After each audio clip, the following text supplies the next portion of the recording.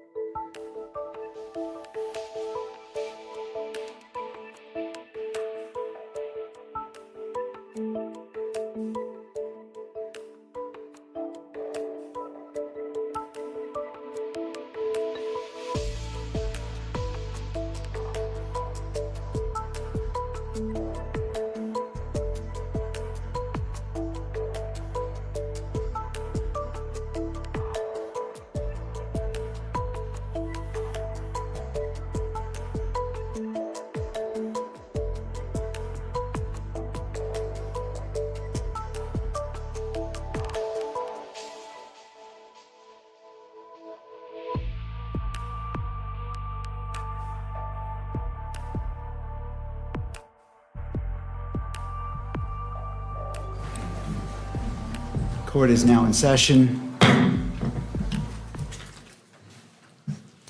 Calling case 251-403-576, State of Utah versus Tyler James Robinson. Counsel, please enter your appearances. Chad Grunander, Ryan McBride, Lauren Hunt, David Sturgill for the state, and the County Attorney Jeff Gray and Chris Ballard are also here. Good morning. Good morning, Your Honor. Kathy Nestor, Richard Novak, Stacy Visser, and Michael Berg here for Mr. Robinson, who's seated in the courtroom. Good morning. Good morning. Mr. Robinson, good morning to you. And for the record, the court also recognizes the presence of victim representative Ms. Erica Kirk. Ms. Kirk, good morning to you as well. First, with respect to courtroom protocol, to maintain security and decorum, any individual that exits the courtroom during proceedings will not be permitted to re-enter until recess. After recess, all counsel are expected to take reasonable measures to safeguard confidential communication.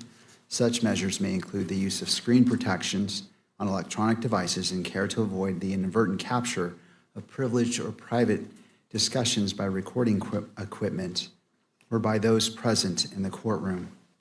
Second, the court will address the camera operator and the still photographer. If both of you could please approach the lectern.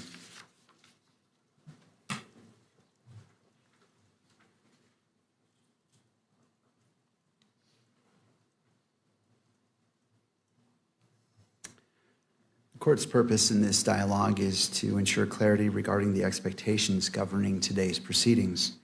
Could you both please state your roles for today's hearing? My role is to capture pool photography, still photos. My role is for video in accordance with the court decorum order. And I apologize. Would you mind putting your names on the record? Tess Crowley. Megan Thackeray with KSL. Thank you. Have you both reviewed the court's standing decorum order? Yes. Yes. Do you understand the requirements set forth in that order as it applies to your activities today? Yes. Do you require additional time to review the order or to adjust equipment to ensure compliance?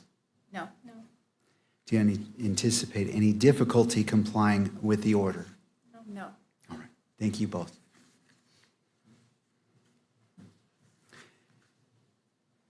Before we begin this morning, the court wishes to acknowledge the importance of the safety, dignity, and well-being of all those who are present or who may be present during these proceedings, including the parties, counsel, witnesses, court staff, and members of the public.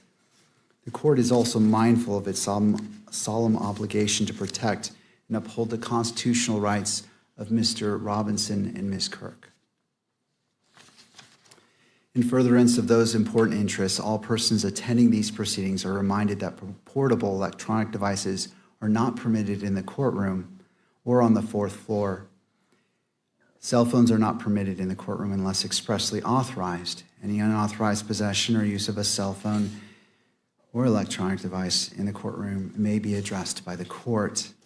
For those individuals who have a cell phone, I invite you to join me as I silence my cell phone to ensure that the proceedings today can proceed without distraction. The court also expects every person in attendance will be treated with the dignity and respect to which they are entitled. Consistent with this court's standing decorum order, all spectators shall remain quiet, civil, and orderly at all times. Spectators shall not engage in conduct that is distracting, disruptive, provocative, disrespectful, uncivil, or threatening in any manner. Spectators shall not make audible comments of any kind, shall not shake or nod their heads, and shall not make gestures or of other visible reactions during the hearing. Spectators shall also not wear or display pins, buttons, signs, clothing, photographs, or other items expressing support for or in opposition to any person connected with this case or expressing any position concerning the status of this case as a capital offense. The court appreciates the cooperation of all present in maintaining a courtroom environment that is safe, respectful, and orderly, and faithful to the rights and dignity of every person involved. All right. My understanding is the parties wish to address an issue before we get started. Is that correct? We may. Mr. Novak. Thank you, Your Honor, and good morning. I passed up to the court after providing copies of it to counsel for the state and counsel for the media, a single piece of paper. Does the court have that? I do. Thank you, Mr. Novak. Thank you, Your Honor. So every morning, this court has a colloquy with the camera operators about their ability to comply with this court's orders. And they acknowledge that they understand the order and that they can comply with it. And the court asks them if they have any problem with it, and they state to the court that they do not have a problem with it. We also spent many, many, many hours of court time addressing which exhibits will and will not be published through the electronic media. And this exhibit, the court ordered would not be published through the electronic media, and it was. And without belaboring the point, the court can imagine our concern that the media and the state who control this exhibit and the publication of this exhibit in the courtroom as per the court's orders failed to comply with this court's orders after all of the effort that we made and the court made to make sure that the court balanced everybody's rights, including the rights that we're concerned about, which are Mr. Robinson's.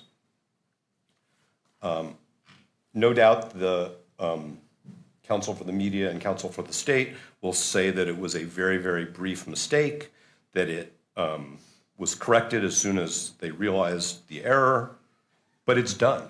It's out there, it's photographed.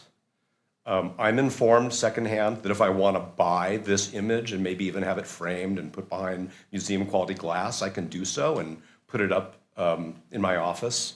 Obviously, I'm not going to do that. But my point is, it doesn't matter how long the court's order was violated. When we live in an electronic world, it's done and it's permanent. And we just wanted the record to be clear that we're concerned that the court's orders have been violated, and they've been violated with respect to an order that was specifically designed to protect Mr. Robinson's right to a fair trial. And I don't want to belabor the point any further. I'm also not going to refer to the exhibit with any more specificity because it's not necessary. Is there a requested remedy or potential sanction that you feel is warranted given the actions which you have outlined this morning? I think that we would like to think, when I say we, I mean Mr. Robinson's counsel, about that. We have, as the court knows, repeatedly asked this court, moved this court, not to have electronic broadcast of this proceeding, of any of the proceedings and specifically this proceeding. The court denied those motions and overruled our objections to the specific EMC requests. So I think it's a little premature, but I can represent to the court that we will suggest a remedy in advance of the next hearing. Well, Mr. Novak, I appreciate that, but I would ask that if it is something that is concerning, that it be addressed immediately. So I'm not going to wait until this. I recognize and appreciate what you have described, and this was on my mind a lot last night as well. Okay. I don't want to sit on this. So I ask you respectfully to confer with your counsel and come up with that, because I want to address it. I agree. It is concerning, and it warrants examination and to be addressed immediately, especially as we have a little bit left of our preliminary hearing. So I want to give it the weight it is needed, and I don't disagree with you.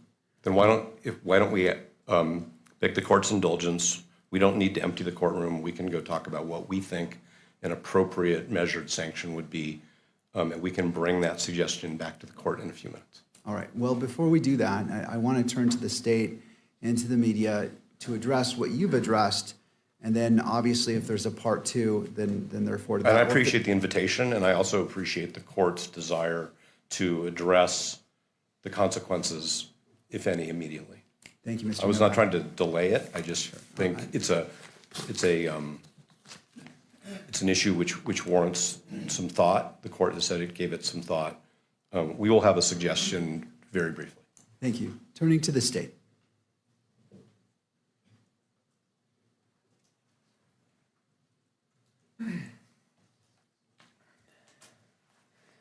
Thank you, Your Honor.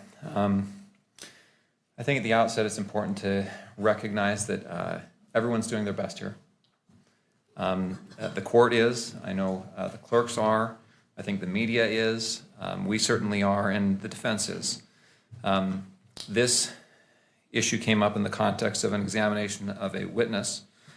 One exhibit was published. Before the exhibit at issue was also brought onto the screen, I explained what we were going to do, and then the exhibit was brought onto the screen. I reviewed the video last night. The camera captured this for approximately 2 seconds. The camera operator, I think acting in diligence and appropriateness, immediately panned as soon as she realized that there was a new exhibit on the screen. The court took it down. As soon as they realized that an exhibit was on the screen, I immediately instructed my paralegal to take it down, and it was.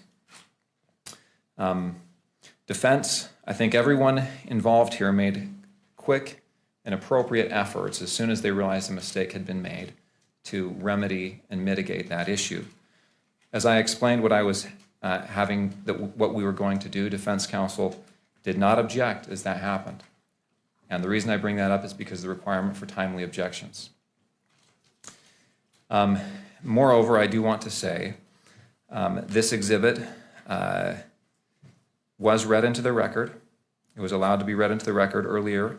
It is also in an earlier pleading, which is the information.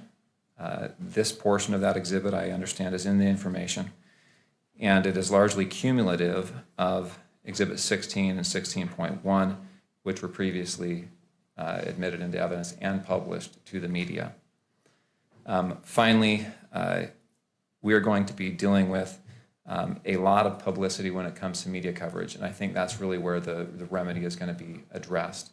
I understand there may be a remedy that can be fashioned today to prevent this kind of thing going forward or going on in the future in this hearing, but I think ultimately that's where this will be addressed. Any other questions for me, Your Honor? Well, not at this time. I will afford you the opportunity, obviously, to respond when defense comes back. I want to weigh this and taking in consideration, and I find your representations to be accurate as to what occurred. I believe that I noticed it and asked for it to be taken down because I have a live stream on my screen for that very purpose. And the sequence, I believe I made note, and if I'm wrong, please correct me. It's been a long 4 past days, but that's the only addition that I find to the representation. And certainly, Mr. Novak, feel free to correct it if you believe the sequence was any different. I just want to make sure a clear record is being made of what happened in order for whatever happens next to be appropriate and proportional to the actions that occurred. No, and that's consistent with my memory, and I also reviewed the video, the live stream as well, in preparation for this issue today. So that's exactly what I think happened. From my perspective, examining the witness, I did not have a view of what was being published to the public and the media, and so I think the court immediately, as soon as it recognized that, brought that to everyone's attention. Thank you, Mr. McBride. To the media.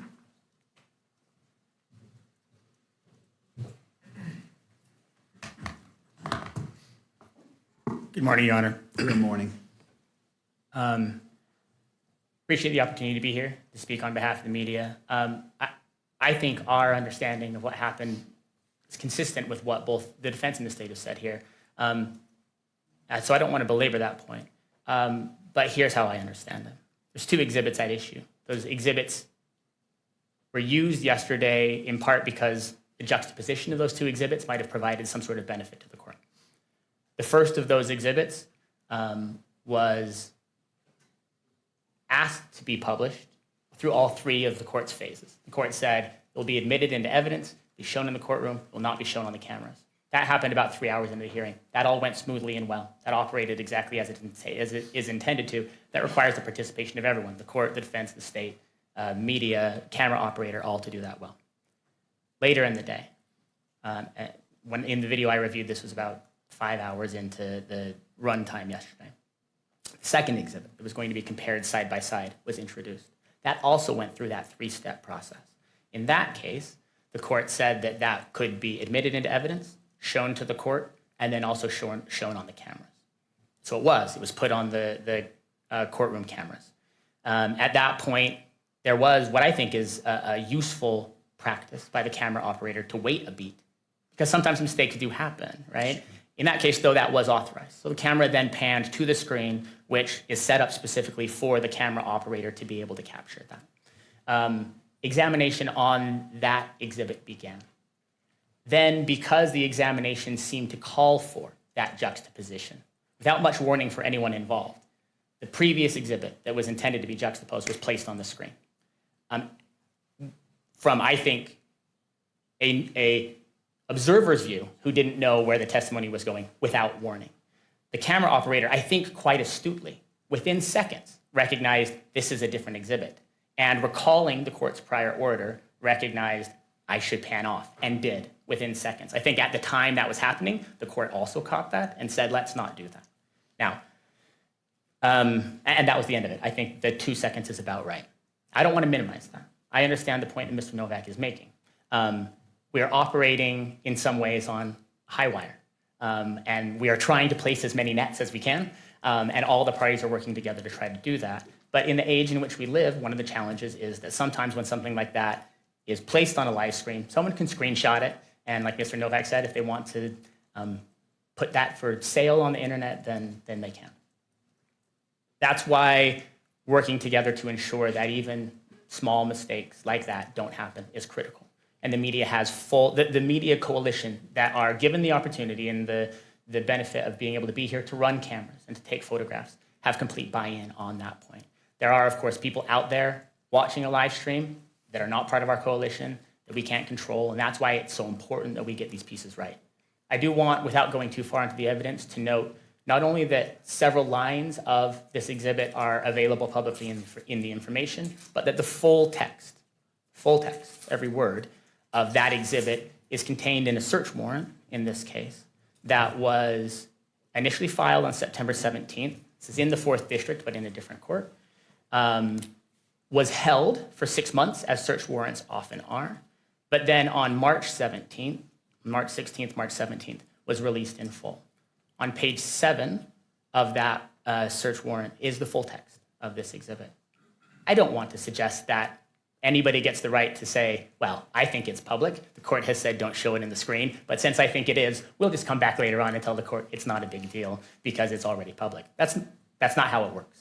If we say we think it's in the public, the court says, I understand that, but I'm going to make an order. That order should be adhered to. But I do, for the purposes of prejudice, for potential remedy, for the court's concern and the court's sleepless nights, I do want the court to know that as well. And members of our coalition have pointed out to me as we've talked about this, while we take this very seriously, it is true in this case that the full text of that, not the image of the exhibit itself, but the full text is already in the public sphere, has been reported on, and is out there. I only want to reinforce, to close, the recognition that the media, our coalition, I, as an attorney for that coalition, have an obligation to make sure that mistakes don't get made. And in this case, even though I believe that the camera operator didn't act in violation of the court's decorum order, didn't do something that was forbidden by that there was an order that said, don't publish this exhibit. And because it flashed on the screen when the camera operator was filming that screen, that did happen. The media is fully bought in. I, as one of the attorneys and the other attorneys for the media coalition, are fully bought in on a goal to make sure that this kind of thing doesn't happen. Of course, I understand Mr. Novak and the defense's need to make a record and make an objection. And I also recognize and appreciate and understand the court's role in trying to make sure it imposes whatever sort of direction, caution, sanction, response that it believes is needed to make sure that its orders are recognized and adhered to. And I want the court to know that we will understand that and will comply with whatever it is that the court orders. Thank you. Anything further before we break? Mr. Novak? We don't need a break. Okay. Well, The court wants a break. I want to review this I'm sure there is a stream out there. I want to look at it again in order to appreciate the full effect and exposure. I remember it, but given the nature of this and trying to weigh the constitutional rights of all parties, I want to be thorough and look at it exactly.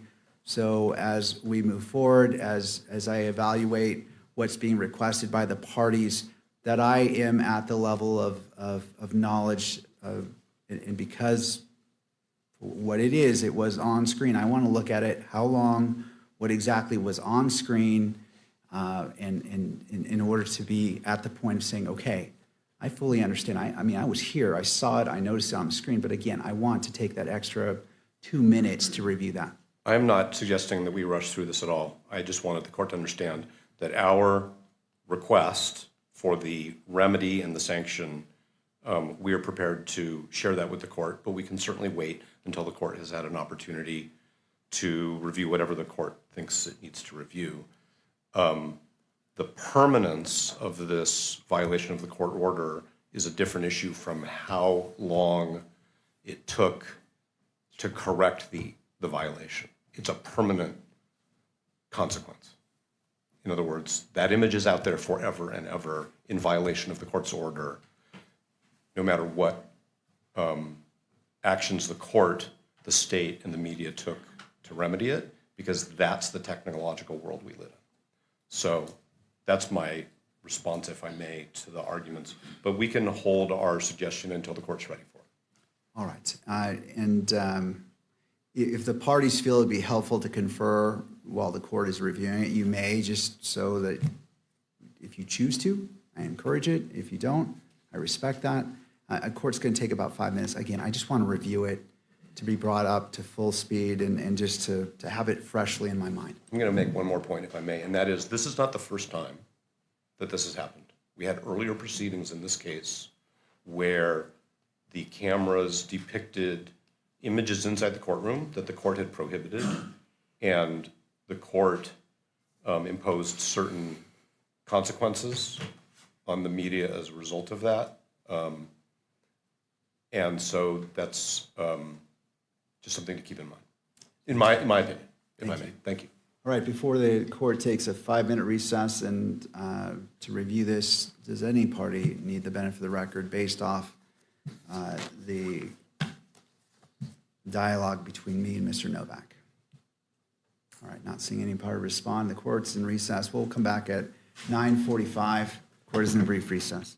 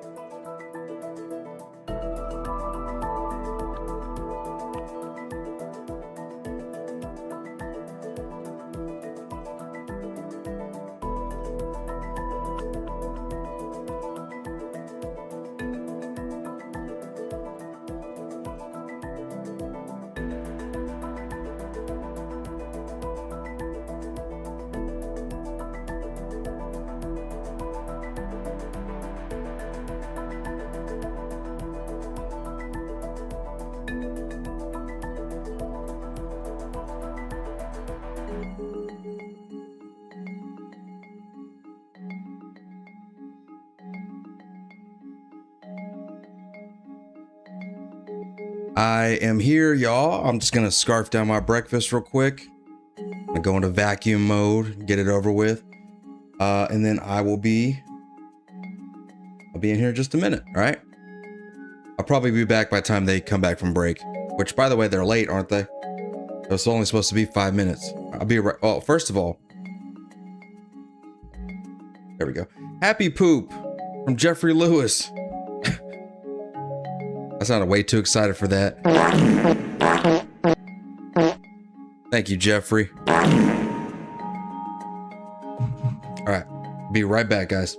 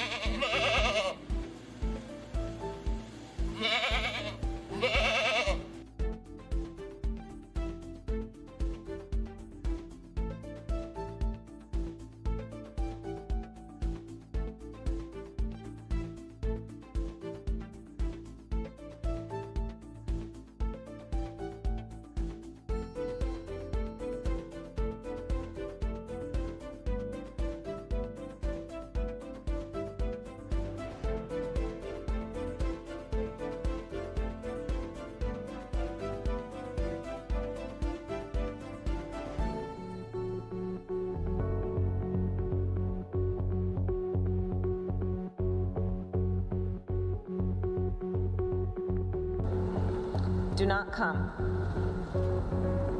Do not come. I'm gonna come.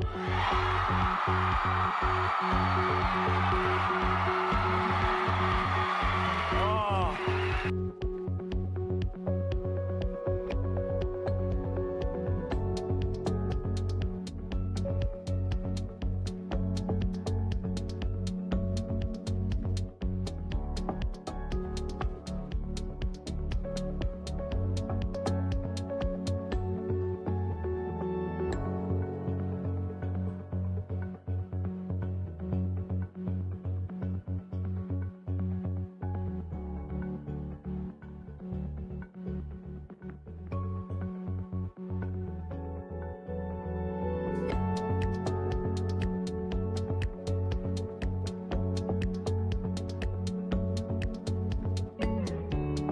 Oh, look at my African American over here. Look at him.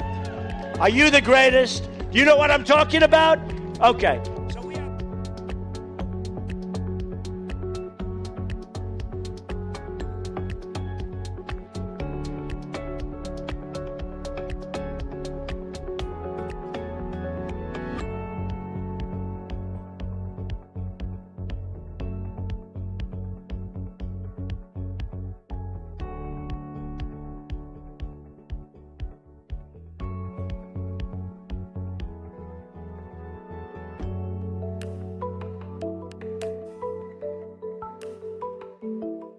Are you gay?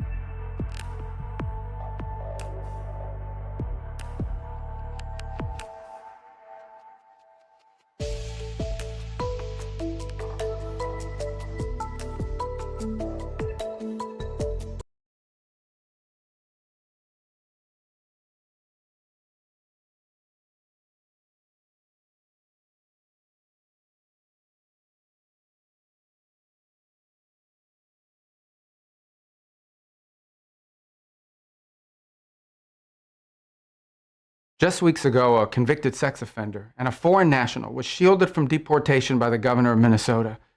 Laotian national Tu Li Wang was convicted of repeatedly sexually abusing a 10-year-old girl in the state of Minnesota. He even tried to pay his victim for her silence, and he called his heinous crimes a minor thing. Just days before this foreign sex offender was scheduled to be deported, Tim Walz, the governor, issued him a pardon, setting him free to once again endanger the children of America. Well, this week I revoked his legal status in the United States, and as a result, federal agents took him into custody, and as of today, he has been removed from the United States. Because of our action,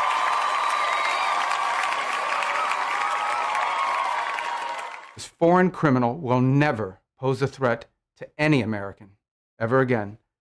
Americans must never be forced by their elected leaders to live alongside foreign sex criminals who have no right to begin with to reside in our country. This administration will always stand with the American people and defend them from violent criminals.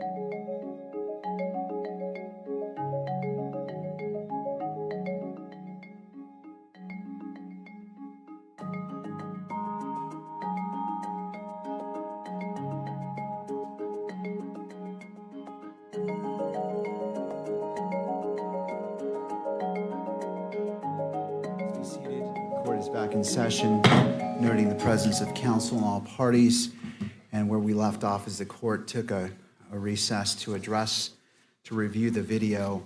And I appreciate the patience of the parties as well as everyone in attendance when it comes to constitutional matters and balancing constitutional rights and transparency. this court will take the necessary time to make sure it's given the weight it deserves, and it is deserving of every moment that has been spent. Mr. Novak, turning to you. And perhaps before you begin, let me go ahead and make a record of what I noted that is at issue. And after I put this on the record, certainly if either side wishes to be heard about the court's understanding, I welcome your comments. Exhibit 24 was displayed on the monitor visible to the media camera. Exhibit 16 was displayed on all monitors and appeared on the live stream for approximately 3.5 seconds. The camera operator redirected the camera before any party called attention to the display of Exhibit 16. Approximately 16 seconds later, the court observed the image and stated, "Let me stop you, Mr. McBride. I'm not sure. Is this being broadcast?" Mr. McBride responded, "Let's take that down." The full text of Exhibit 16 had previously been made public through a search warrant that was publicly available on or before April 2026. The portion displayed on the monitors did not contain the full note and consisted of approximately 78 words. Approximately 15 of those words were included in the information filed on September 16th, 2026. In addition, the full note was read into the record during the preliminary hearing. The court previously ordered that Exhibit 16 be admitted into evidence and permitted its display within the courtroom, but prohibited its publication through the camera used for the live stream. And that concludes the findings of the court as it relates to this issue. Do the parties wish to be heard before we go into what you're requesting about the record on what occurred? Your Honor, your recitation is accurate. My earlier comments were based on my memory of reviewing this last night. In the recess, I reviewed the feed again, and what you have said today is accurate. Thank you. Mr. Novak, any? No, Your Honor, I don't take issue with the court's factual summary. All right. Turning to you, Mr. Novak. Thank you, Your Honor. We're going to renew our request to exclude all electronic media coverage from all future proceedings. That was our motion docketed at number 305, and that included video cameras, still photography, and audio. This is the second time that the court's orders concerning the scope of electronic media coverage have been violated. I'm a baseball fan, and I just don't think the court needs to wait for the third strike. 2 strikes is enough. If I may, the alternative remedy, which we think is not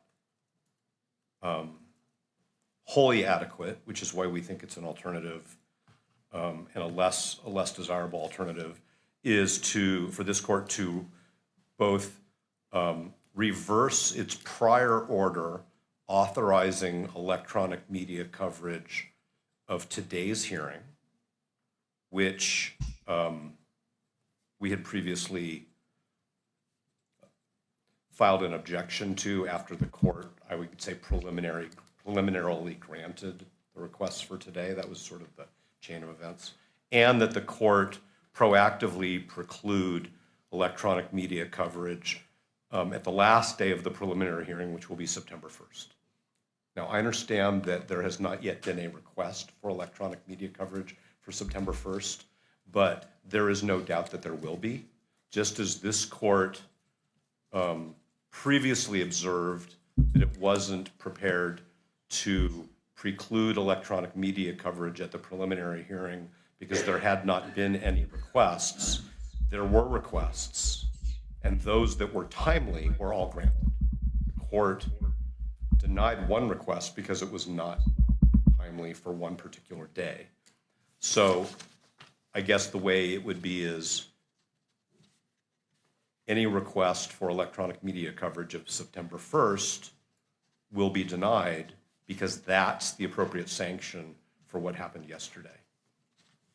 The fact that to get rid of all media, the content of the exhibit was previously summarized by the state. you don't think you're overreaching a bit, bud? Certain documents which became public because the state didn't take any actions to seal them beyond the 6-month period. The fact that the contents of the exhibit were read in open court is not the issue. The issue is when the Maybe this court issues weekend. an order, May everybody start today, must I don't know. comply with it, and there are reasons for the order. And the reasons, as this court stated, are to protect Mr. Robinson's right to a fair trial. So no doubt that the court balanced those prior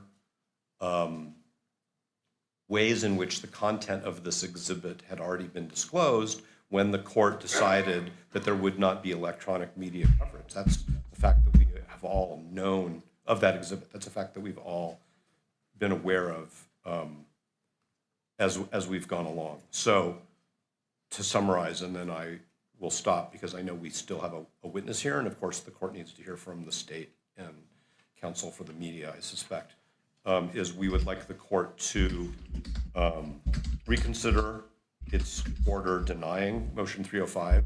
Nope. Grant it for the balance of all of the proceedings in this matter. Or as an alternative, the court prohibit any further electronic media coverage of the preliminary hearing, which includes September 1st. Thank you, Mr. Novak. Thank you very much. Turning to the state and then to the media.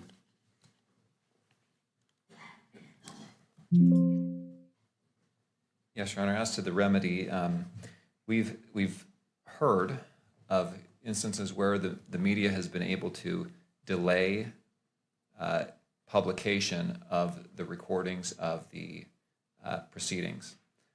We've heard of instances where that has been a short delay of like 30 seconds. I've talked to the media attorney about this, and they do not have the capability to do that right now. My suggestion would be for future proceedings to order the media to look into that capability, and that would be a remedy that perhaps could be used in the future. I think that would be a satisfactory remedy to avoid this type of thing in the future. As to the other remedies requested, we have one witness. The final witness, well, the defense has one witness. That witness is a ATF DNA forensic biologist, and I assume that the exhibits that will be admitted through her will be of that nature. We've already, in fact, admitted the report that she is going to be testifying to. The reports, I should say, that's exhibits 30 and I believe 34.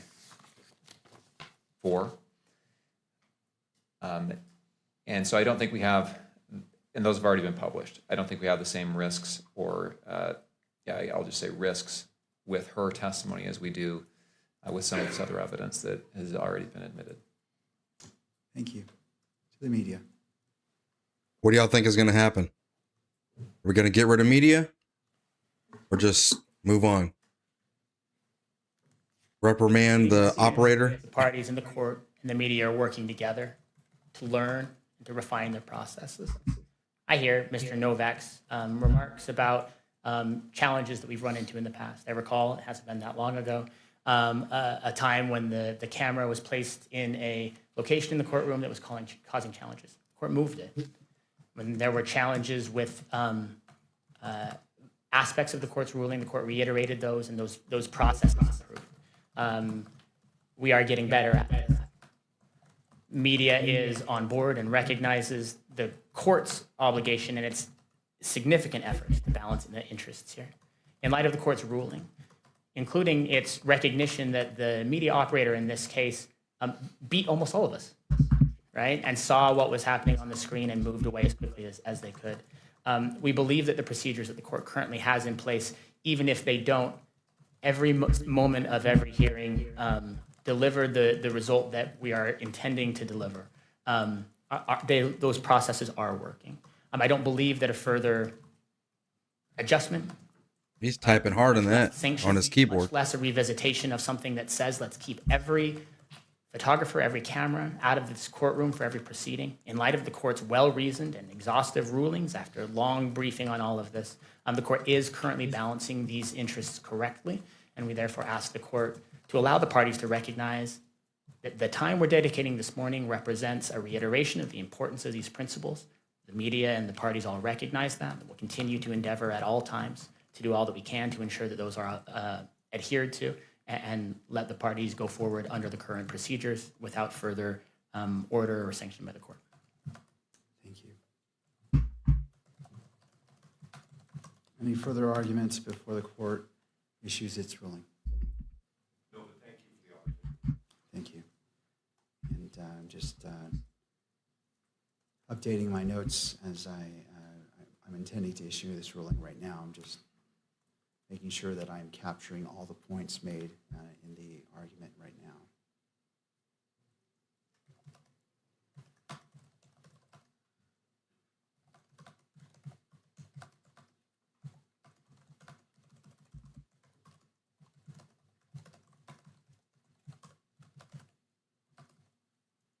I'm trying to make sure my microphone doesn't pick up all these little noises like my mouse.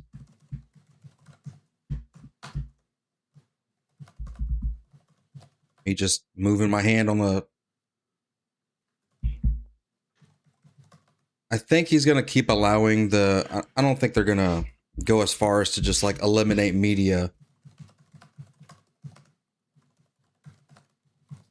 Probably just going to say, from now on, don't move that camera until you know 100% sure stuff is going to be publicized for the media. I mean, it's the last day. I don't know if they're going to, what they're going to do, but.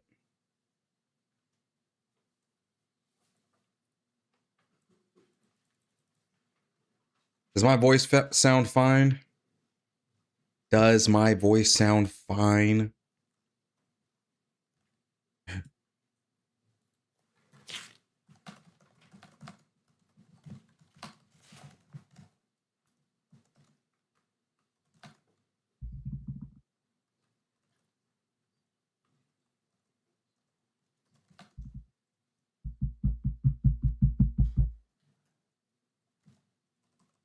This is a very sensitive microphone, I'll tell you that.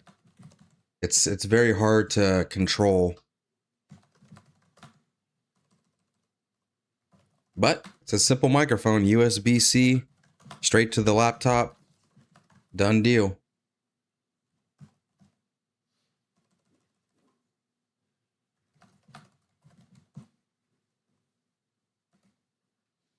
The tapping is from the court mics. That is him. He's typing hard in the chat. He's on X right now, just going ham. Spanky, thank you for the 5, man. He said, sounds good all the way in Canada. Oh, yeah. I wish they had their audio up so I don't have to have mine cranked up so much.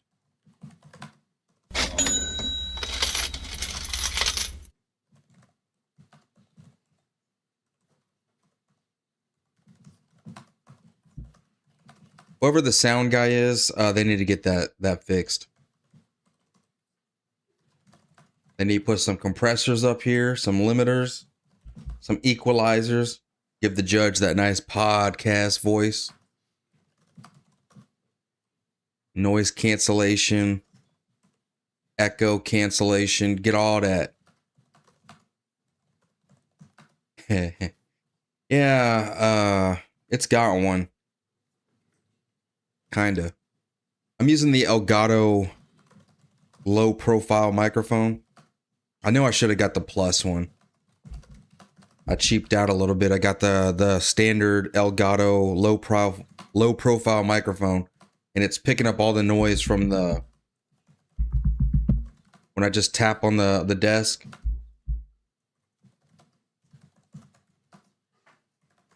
Might have some rubber to put under there later. Angry Canuck says +1 for Deep in Canada. Thank you, sir. Thank you for the 5.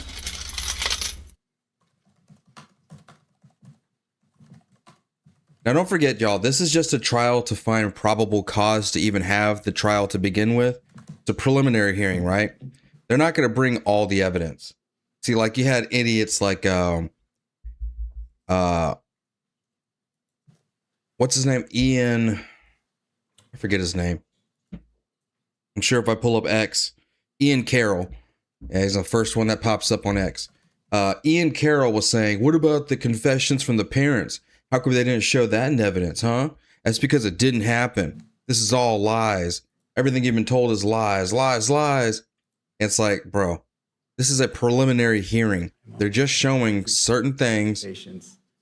to make sure that we even have a trial to begin with. The fact that there was a murder, the fact that we believe it to be Tyler Robinson, As my practice. and that's all they need. Rush.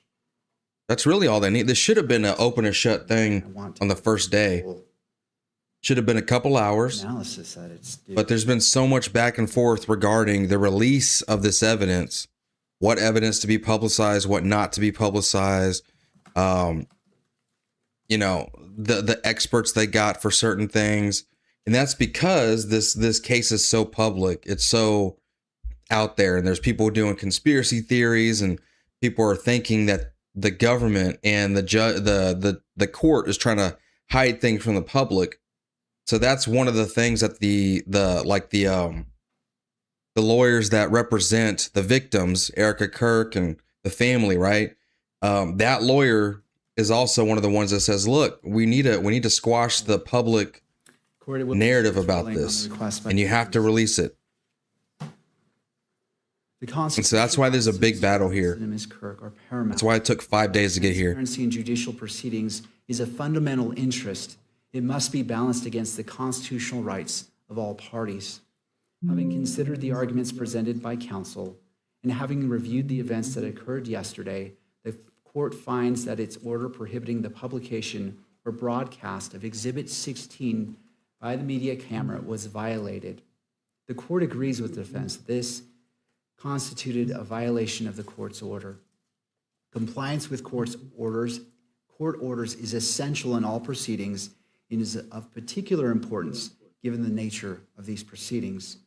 With respect to defense's request as a sanction that the court reverse its ruling on defense motion 305, motion to exclude cameras, the request is respectfully denied.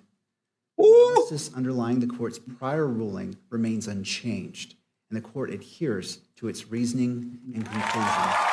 With respects to the defense's alternative request as a sanction. Order in the court. Order in the court. Cameras and electronic equipment from today's proceedings, thereby preventing the electronic capture of the proceedings for those inside and outside of the courtroom.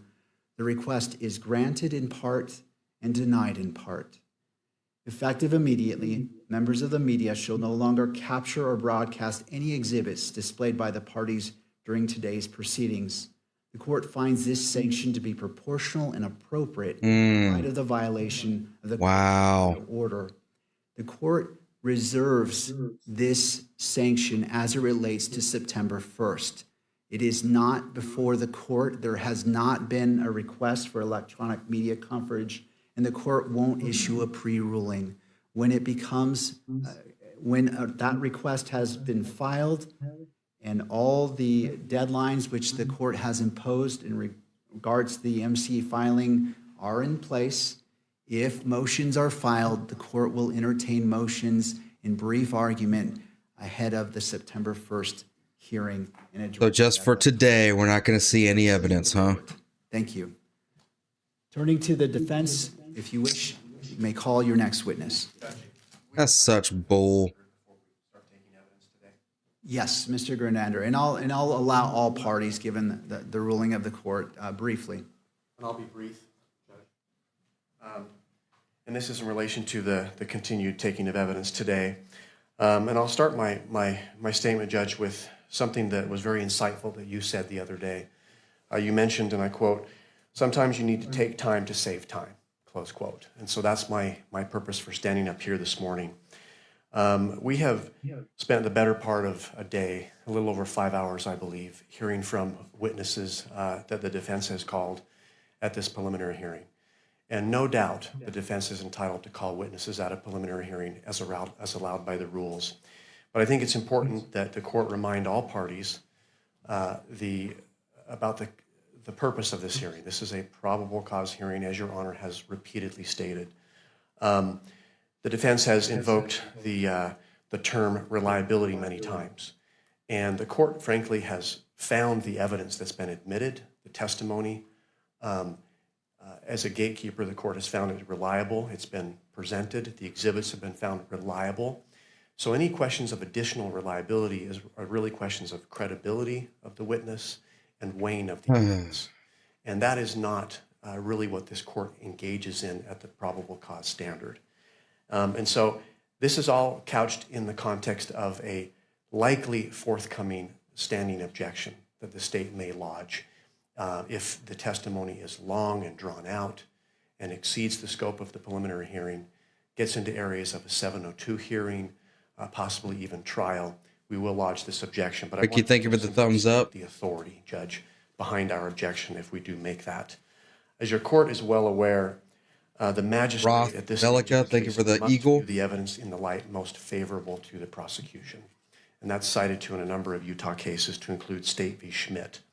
Schmidt continues, this means that when reasonable inferences from the evidence cut both for and against the state's case, the magistrate lacks the discretion to choose between them and must leave such a determination to the fact finder at trial. A few other cases I would like to refer the court to. State v. Pledger, which is a Utah 1995 Supreme Court case. Speaking of this standard, the court says, the standard bars the magistrate from requiring the prosecution to address or even eliminate alternative inferences that could be drawn from the evidence in favor of the defense. So even assuming the defense scores points today in calling these witnesses, again, the court cannot really weigh those in favor of the defense. State v. Hester, which is a Utah Court of Appeals case 2000, where there is conflicting evidence, quote, the magistrate may not sift or weigh the evidence, but must leave those tasks to the fact finder at trial. Of course, we're not at trial yet. State v. Virgin, a Utah 2006 Supreme Court case, indicates that a magistrate may only disregard evidence at a preliminary hearing if it is, quote, so contradictory, inconsistent, or unbelievable that it is unreasonable to base belief of an element of the prosecution's claim on that evidence. There's a State v. Drozbecki case, which is a Utah Court of Appeals case 2010. Magistrates may only disregard or discredit evidence that is wholly lacking and incapable of creating a reasonable inference regarding a portion of the prosecution's claim, but must leave all the weighing of credible but conflicting evidence to the trier of fact. And finally, State v. Lopez, a Utah 2020 Supreme Court case. Speaking of this probable cause standard at a preliminary hearing, the court said, under this low bar, it may be difficult for the defense to overcome a prima facie showing of probable cause. Even an alleged victim's recantations may sometimes be insufficient, given that the magistrate must view all evidence in the light most favorable to the prosecution and draw all reasonable inferences in favor of the prosecution, close quote. Judge, Your Honor has heard 4 days of testimony now. The evidence is overwhelming. It's devastating. And the question needs to be asked, the purpose of continuing with testimony if it's long and drawn out. Of course, the defense has the right to call witnesses, but it needs to be within the context of this preliminary hearing. So it's the defense calling a standing objection of relevance and exceeding the scope of this hearing. the defense is trying to get witnesses in here today. Grunander, do other of the parties wish to be heard as it relates to Mr. Grunander's statement? To the defense? Of course, they want to say something. I'm not sure what was being requested by Mr. Grunlander. As I indicated to the court during the testimony. Not bring your witnesses up and to end this right now. Discussion with the state prior to the start. We had a scheduled date for the court to rule on objections. And the purpose of that hearing was so that we wouldn't have to fly witnesses out from the East Coast if there was going to be a standing objection. Prior to that hearing taking place, the state contacted us after they had participated in interviews of Ms. Oliver and the other experts and indicated to us, and we indicated to the court, that there was going to be no standing objection to the testimony of these witnesses. So if he's lodging a standing objection now, I think he's waived it, or he should be stopped from asserting it given the circumstances. I didn't hear that he was asserting that, and I intend to keep this next witness focused on the issue that I think is relevant, which is the state presented DNA reports through a non-expert. They selectively read into the record a portion of those reports which left an extremely misleading impression of the significance stop of that it. evidence. So I have the author of the report here, and I'm going to hopefully educate the court on what the limitations are of the report, and that's it. I hope to be done with the witness by noon, direct and Good cross, God. and that will be the end of it. All right, thank you, Mr. Burt. And before I have you call the witness, just want to make sure that I call the witness, Candace Owens. needs to be heard on Mr. Grunander's response. All right, thank you. All right, Mr. Burt. It's going to be a 3 hour. He said, it'll be done in about an hour and a half. It'll be 4 hours. We're trying to discredit the DNA evidence. Well, you know, it's only 90% Tyler Robinson or 95% Tyler Robinson. Be sworn in. It's like 5% of Twigs on there. So clearly Twigs possibly had the weapon that day and took the shot. The whole truth and nothing but the truth, so help you God. All right, ma'am, you may be seated.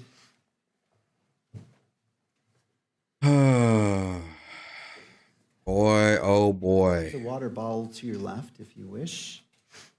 And after you're seated, if you wouldn't mind adjusting that microphone to pick up your testimony from today. Mr. Burt, your witness. Thank you. Could you tell us your name, please? Caitlin Oliver, Oliver. And Miss Oliver, could you bring that mic a little bit closer? So I want to make sure your voice is projected. Thank you. What do you do for a living? I work for the Bureau of Alcohol, Tobacco, Firearms, and Explosives as a DNA section chief. And how long have you held that position? I've been a section chief since January, and I've worked with the ATF for about 9 years. Prior to that, I was a forensic biologist.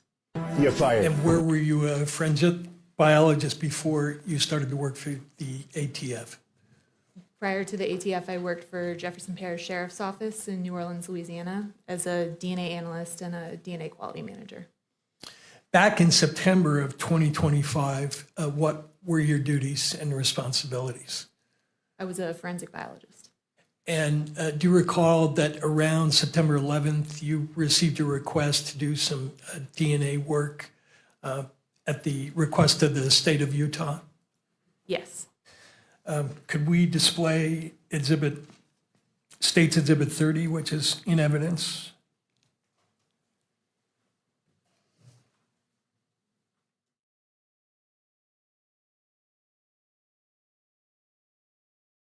Guess we can't be showing that, huh? Now, I kind of thought this dude was going to call for a mistrial. You said you weren't going to display the evidence because it would hurt my my client. And now you display the evidence? Mistrial, throw it out, start over again. That's what I thought was going to happen.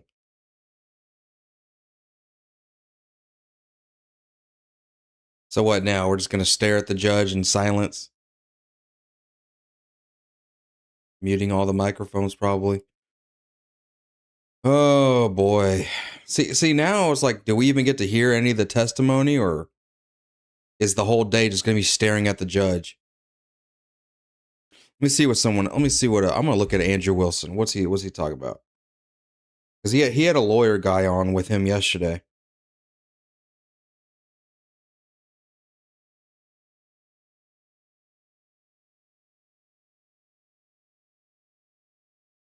This is crap. Yep. Muting everything.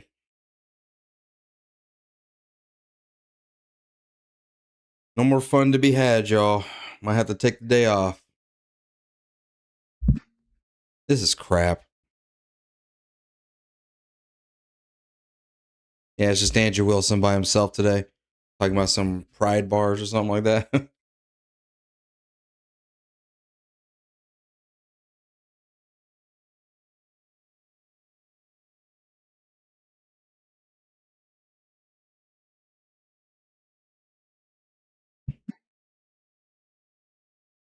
Shouldn't forensics experts, shower regularly? Yeah, probably. This is my job. It is my job. I ain't getting paid, though.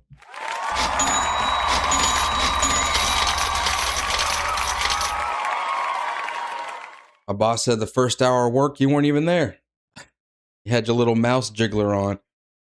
You know when you work from home and you buy one of those little mouse jigglers, and that way it I'm clocked in. I'm working. I'm just looking over my emails and organizing my workload for the day.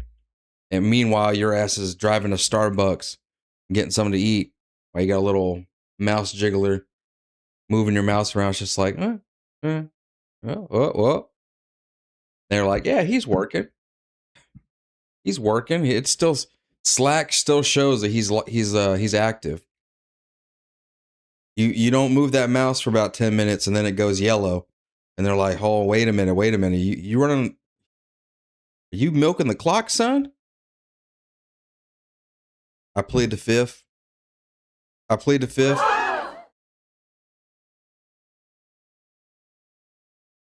Great. Yeah.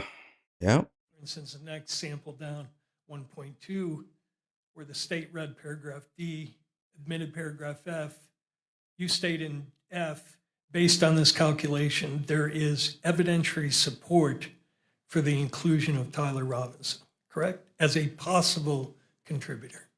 It's like 98%. I just want to interrupt. He's talking about the DNA evidence on the towel, Aware of a question about the media, which had a sliver of reflects this order. And I don't want to know what kind of DNA evidence is on that towel. Audio could be transmitted, and my ruling covered the video display of any exhibits. And so I just want to make sure that's the understanding of all the parties, that the audio of your portion discussing evidence is that you understand that that's going to be captured by the camera and displayed, but not any exhibits displayed. Is that your understanding? That is my understanding of the court's ruling, yes. And to the state? Yes. And to the media? So great. Now they have to mute, unmute, and then, oh, wait a minute. We mentioned something that was in the evidence. We said it out loud and y'all didn't mute it? Oh, great. Now everyone's going to hell. That's why I give my notation at the beginning of the morning that the parties are responsible to monitor their monitors. And that's there because they're entitled to view it, but they're responsible to ensure that the monitors, as the camera is picking up the courtroom, it's directed not to focus on the monitors, but inevitable capture may occur, and that's why that instruction is given. Wow. They're really what's the media supposed to do? Stare at the ceiling all day? I don't understand. This is ridiculous. It's not being published on this one. Right. The order of the court based as a sanction is no exhibits will be displayed. In the courtroom entirety? As it stands right now, yes, that's correct. So we just mute and we stare at the judge all day. Push the electron. God, man, this is a mess. It's just hard for the victim's family to be able to follow the evidence if everyone but the victim's family is able to view the exhibits here in court. Thank you. I appreciate your concern. This monitor is not on either. So it's only the attorneys. The attorneys have a right to view what exhibits are being displayed, to make their motions, objections, and to see it. It is the court's discretion on what's displayed in the courtroom for publication, and the court issued a sanction given the events of yesterday, and that's the court's ruling. Let's pack it up. I just asked the court to consider the victim has the right to be present, obviously, at the hearing. And the presence without being able to see the exhibits, again, it's our position, is not meaningful. Thank you. I appreciate your concerns. Mr. Burke. Mute everything, put the camera right at the judge, and just walk away. Go to lunch. Come back a couple hours later. Redisplay is ridiculous. Please. And again, while he's doing that same conclusion where you include the language, go back to that page, please, 5. Because now the defense is going to be like, hey, whoa. Use the term, there is evidence. You capture the use of one sentence from the evidence. And possible contributor. I want to focus your attention on the words evidentiary support. We've had a prior witness testify that from the FBI testified that they use a scale, and they characterize the support along the lines of strong. Yeah, are you familiar with that type of a scale? Yes. Does your agency employ that scale? We can come to 5 conclusions at our agency, so there can either be exclusion, limited support for exclusion, uninformative, limited support for inclusion, and support for inclusion. And I take it from what you just said, you don't use these qualifiers strongly. The word strongly include things of that nature. Yes, we don't use a verbal scale at our laboratory. Is that a scientific phrase when you talk about instead of saying that there's support for an inclusion, you instead say there is strong support for the conclusion? So our laboratory doesn't use a verbal scale due to the fact that they add subjective words to the front of this word support. It is our stance that the likelihood ratio statistic, the number stands on its own. So we report the likelihood ratio and either support for inclusion or support for exclusion. Thank you. Would you go to page 8 of the report and highlight the very top of the first 2 sentences? You included this language in your report, correct? Correct. And in fact, you included this language in all 3 of your reports, referring to the conclusions conform with the relevant Department of Justice policy on uniform language. That's correct. Right. And why do you include that language in all 3 of your reports? It's standard language for our reports. Our reports adhere to the DOJ Ultra statement. Okay. And could you go now to Exhibit Oliver 4 for the witness only? Not admitted yet. Are you familiar with this document, the Department of Justice Uniform Language for Testimony and Reports for Forensic Autosomal DNA Examination using probabilistic genotyping systems? Yes, I am. Right. And would you go to page 4 of that document, please? And the court has heard some prior testimony about this Department of Justice directive. What is what is your understanding of what the qualifications and limitations are that are required by this policy of the Department of Justice? What are you not supposed to be saying in connection with the reports that you wrote in this case? There's a few things that the Ultra document states. First, it states if you use a verbal scale, which we do not, then you need to use the one dictated in the document. This is in an effort to unify the language coming out of DOJ laboratories. It also says that we cannot state that our evidence is infallible, nor can we state that there is a inconclusive result. Shall not state that it's infallible or have a 0 error rate, correct? Correct. It also states, does it not, that you shall not assert that a likelihood ratio of any magnitude provides an absolute identification or source attribution of an individual to an evidentiary sample. Correct. And are your reports in conformity with that? You're not stating or implying that anything you did here is asserting an absolute identification of someone as the source of any of the evidence that you examined, correct? Correct. With forensic evidence, it's impossible to state with 100% certainty. I'll be right back. That's why we report a likelihood ratio, to speak to that uncertainty with a statistic. All right. And would you go to the next page of that document? This policy requires that you not state or use the expressions reasonable degree of scientific certainty, reasonable scientific certainty, or similar assertions of reasonable certainty. You didn't do that in any of your reports, correct? Correct. You're not asserting anything with respect to any reasonable degree of scientific certainty. Correct. Correct. Now, when you can take that down.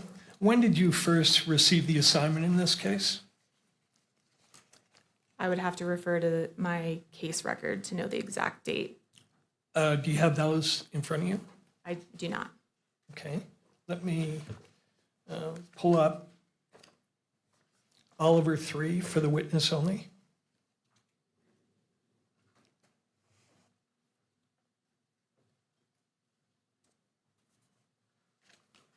And go to the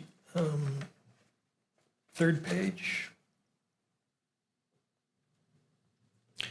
Does that third page help refresh your memory on when you may have received this case? Yes, on September 12th, 2025. Okay. Is that when you first started doing work on the case, do you think? Yes, it is. Now, prior to doing work on the case, did you receive permission from someone to consume any samples in the case? Yes, I did. And could you go to page 15 of those case notes, please? Again, for the witness only.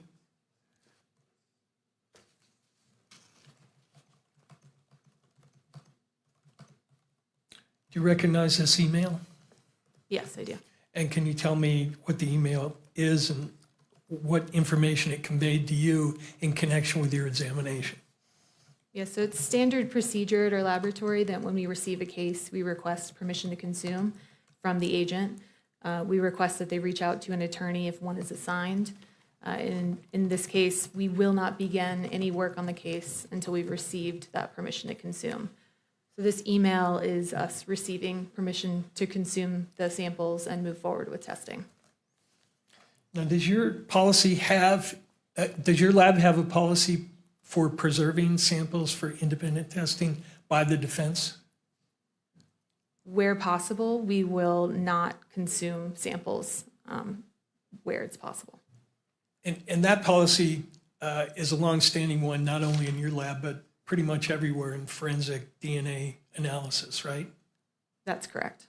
Goes back to 1996, does it not, when the National NRC recommended a policy that samples be split wherever possible at the front end of the analysis to allow for independent examination.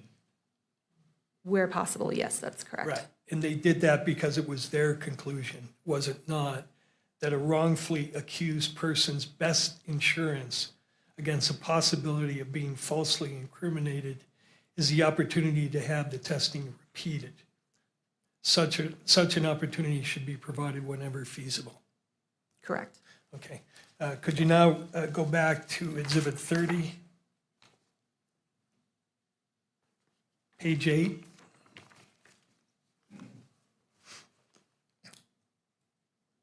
Were certain DNA samples consumed in your analysis?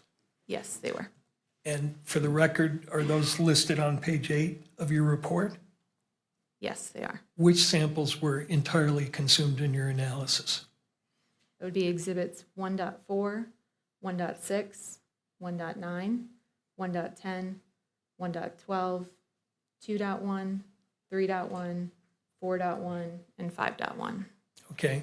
Then are there a number of samples listed above there in the report where you say the DNA extracts will be retained?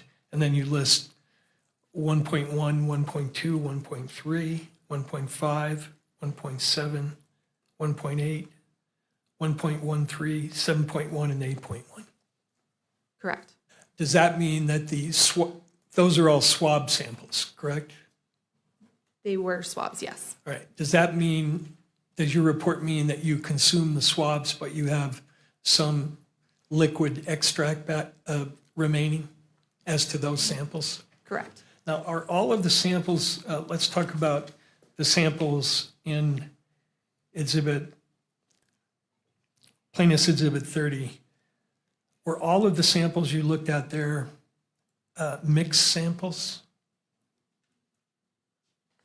I refer to my tables in my report.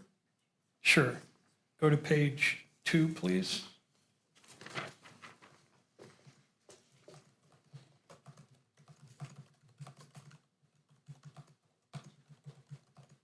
And can we go to page 3 and 4? 3 and 4, please.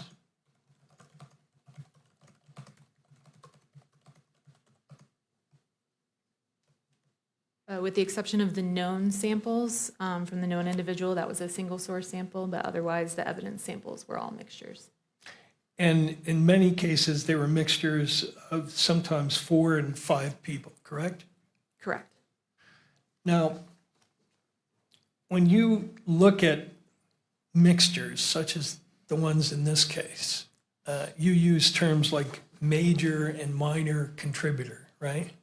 Correct. Is that language meant to convey that anything with respect to activity of anybody who might be assigned to that DNA weight? In other words, are you saying the person you label as a major contributor was engaged in any sort of activity? Is there any connection between the use of that language and activity?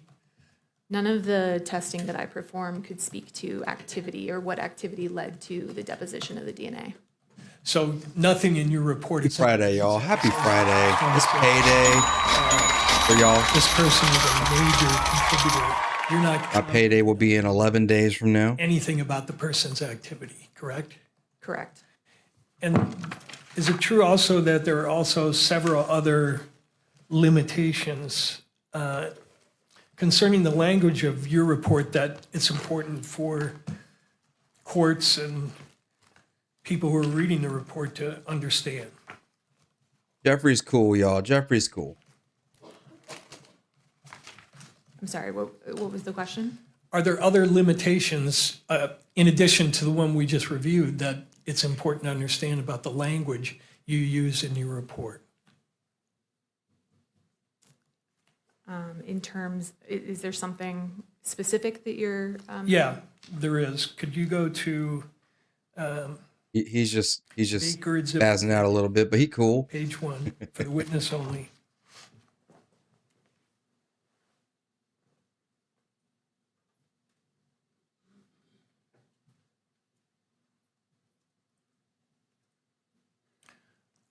Are you familiar with this publication?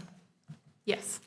This is a publication by the National Institute of Standards and Technology. Artist raking in the cash. Called Forensic DNA Interpretation in Human Oh no, my super chat goal is looking a little This is stiff.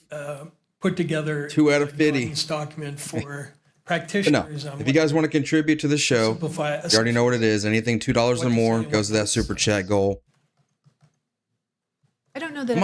We might even just like divert. This is not a regulatory body. Talk about some other stuff going on if y'all want. It was a report. We can either watch the trial or we can DNA, switch it up a little bit. Reporting and specific human factors that could affect. And our get some testing. stories up together So and we they can had talk about other recommendations, things. But as far as them being a regulatory body that's issuing guidelines, I wouldn't state that. Okay, that's fine. Could you go to 136? Everyone is obsessed with ICE right now. So ICE news segments are being posted left and right. I mean, all over the place.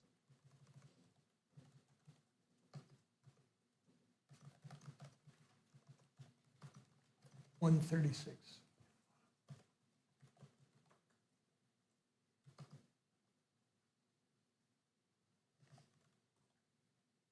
Vigils continue tonight as calls.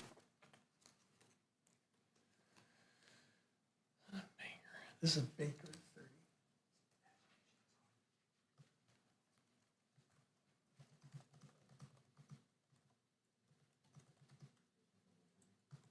Keep going.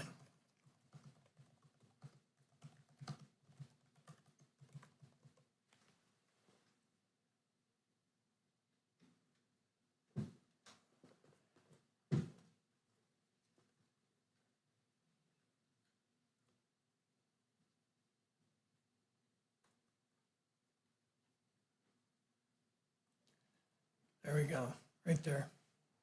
Wait, 135, I'm sorry. And then scroll down to the next page. So they're making recommendations here as to how the report should be worded, correct? Correct. Let me ask you whether you agree with some of these limitations, or they call them caveats. They talk about how you describe the number of contributors, and they say the true number of contributors of DNA to an item can never be known. Do you agree with that? Yes. Okay. They also say, let me ask one question before I ask this one, which is, do you use something called a reporting cap in all three of your reports? Yes, so for our likelihood ratio statistics, we cap the statistic at 1 trillion. The actual number could be a lot higher. It could be quintillion, octillion. We chose a trillion because it has meaning, I think, to people that can understand what a trillion is. An octillion and a quintillion gets a little high at that point, so we cap at 1 trillion. And they talk here, do they not, about how you convey the idea of a reporting cap? And they say the LR reporting cap was chosen because of the limitation of biostatistical modeling and independence assumptions of STR loci. Do you agree that that's why the cap is chosen? I believe we chose our cap for the reason I stated.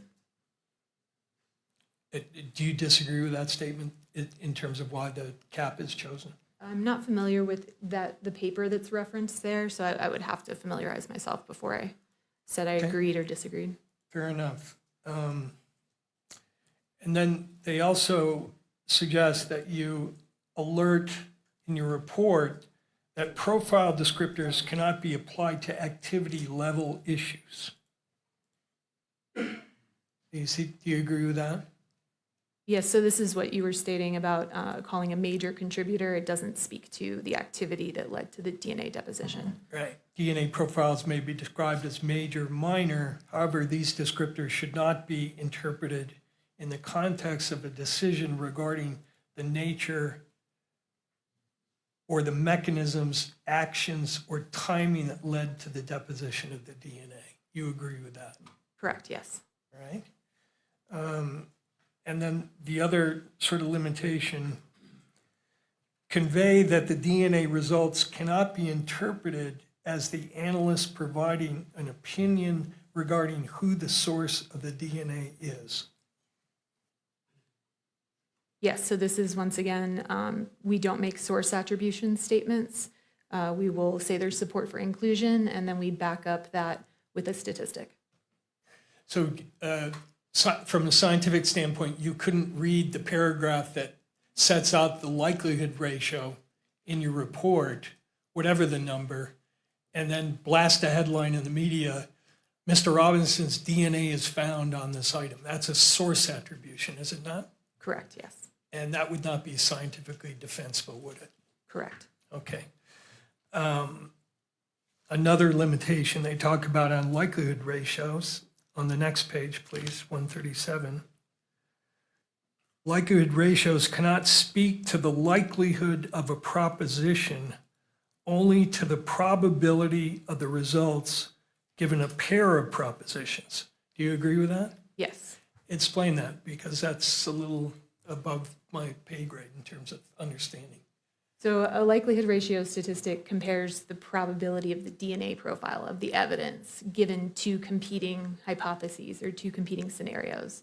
Typically, the first is that the person of interest is included, and then the exclusionary hypothesis would be that the person of interest is excluded. So there's a random, unknown, unrelated individual contributing. And when they're elaborating on that point, they say a likelihood ratio indicates if and to what extent the DNA analysis results support one proposition over another. It is not possible on this basis alone to determine which. Bruce, thank you for the $2. You said good morning, fam. Thank you, sir. Okay. Roth, thank you for the eagle and also the sunshine. Suggest you convey is that convey the DNA statistics cannot imply uniqueness. I'm just scanning around looking at what the people are talking about right now. They just got done doing a press conference. Yes. For what that means. Does that go for the shooting in Houston? Of the DA gave an announcement. Assign a source to a DNA sample. I guess they're going to try to do an independent investigation. Like, okay, so it says you should delineate the meaning of a verbal qualifier, but you didn't use one in this case, right? Correct. Okay. What is Polish talking about? You mentioned that your testing cannot, correct me if I'm wrong. That's a damn lie. Mischaracterize it. Your testing, none of the testing in any of the three reports can answer the question of how. Are you claiming that deposit? Twiggles is the killer? That is true. DNA can't speak to the activity that led to the deposition of the DNA. And the report says. You think with regard Twiggles to is that the issue, killer? With the increased sensitivity. He was waiting on the roof the whole time. and He snuck past all the cameras. Where a DNA profile may be developed even when the. Maybe he was waiting on the roof for never touched the item. for like or 4 days that was before swapped. Tyler Robinson went up there. And then A person's he managed to climb off the roof They were not involved. off camera, Do you agree with make it back home Yes. in time to receive some text messages Can you explain where his how phone couldn't be tracked to the school or anything like that. profile may be developed? That's what happened. So Tyler Robinson walked all the way down there with the rifle in his pants.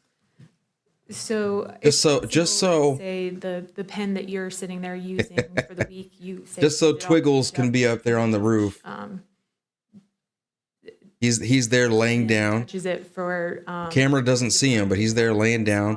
Tyler Robinson brings the rifle to him, lets him shoot it. I could test that. Tyler Robinson then takes the rifle and runs, and Twiggles teleports Similarly, if you had a lot of DNA, teleports straight back to his house. we shook hands.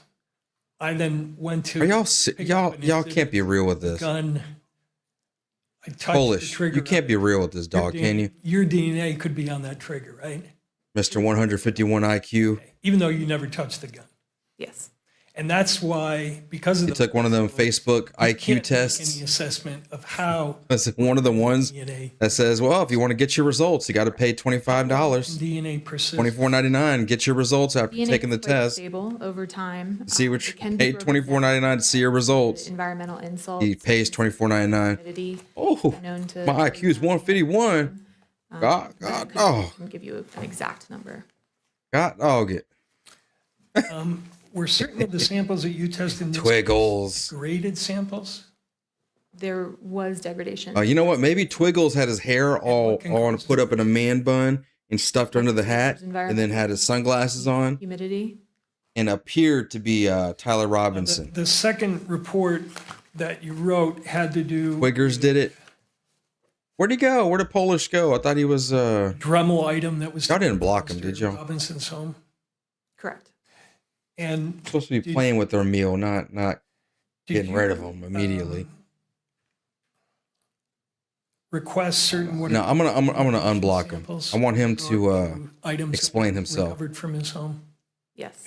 I'm sorry, Polish. We didn't mean to block you, son. Sample is We need more geniuses out here to a telling the it's truth, called a POI, person of interest. telling us So low elimination functioning folk samples, how it really is. sample taken from a known individual that it may be assumed that they could have come into contact with it. If I were to say swab your vehicle, then I would want your DNA. I unblocked him. eliminate We're sorry. We're sorry, Polish. in order to look for any additional DNA that may be there. And you say they're assumed contributors because depending upon the location, for instance, somebody's house, you would expect if there were multiple people in that house that perhaps everybody in that house Polish, would are you there? contribute to a certain DNA result. It's possible. So you'd want samples from all those folks to see if they contributed to an item that would be Said associated. Arturo, you missed it. Twiggles waited submerged in the water for 3 days until the noticed currents from were your right, email that you also and then made his way I home. don't think you received elimination samples from agents who were involved in this case. Correct. Why do you request those samples? The type of testing we perform is quite sensitive, and so it is. I think Twiggles was inside the microphone the whole time. Request elimination samples from any of the investigators involved in order to potentially eliminate them in case they could have contaminated the evidence. Okay. Now, in report number see. 157, if you could bring that up, please. Oliver, I don't want y'all to block people unless I tell y'all to block people.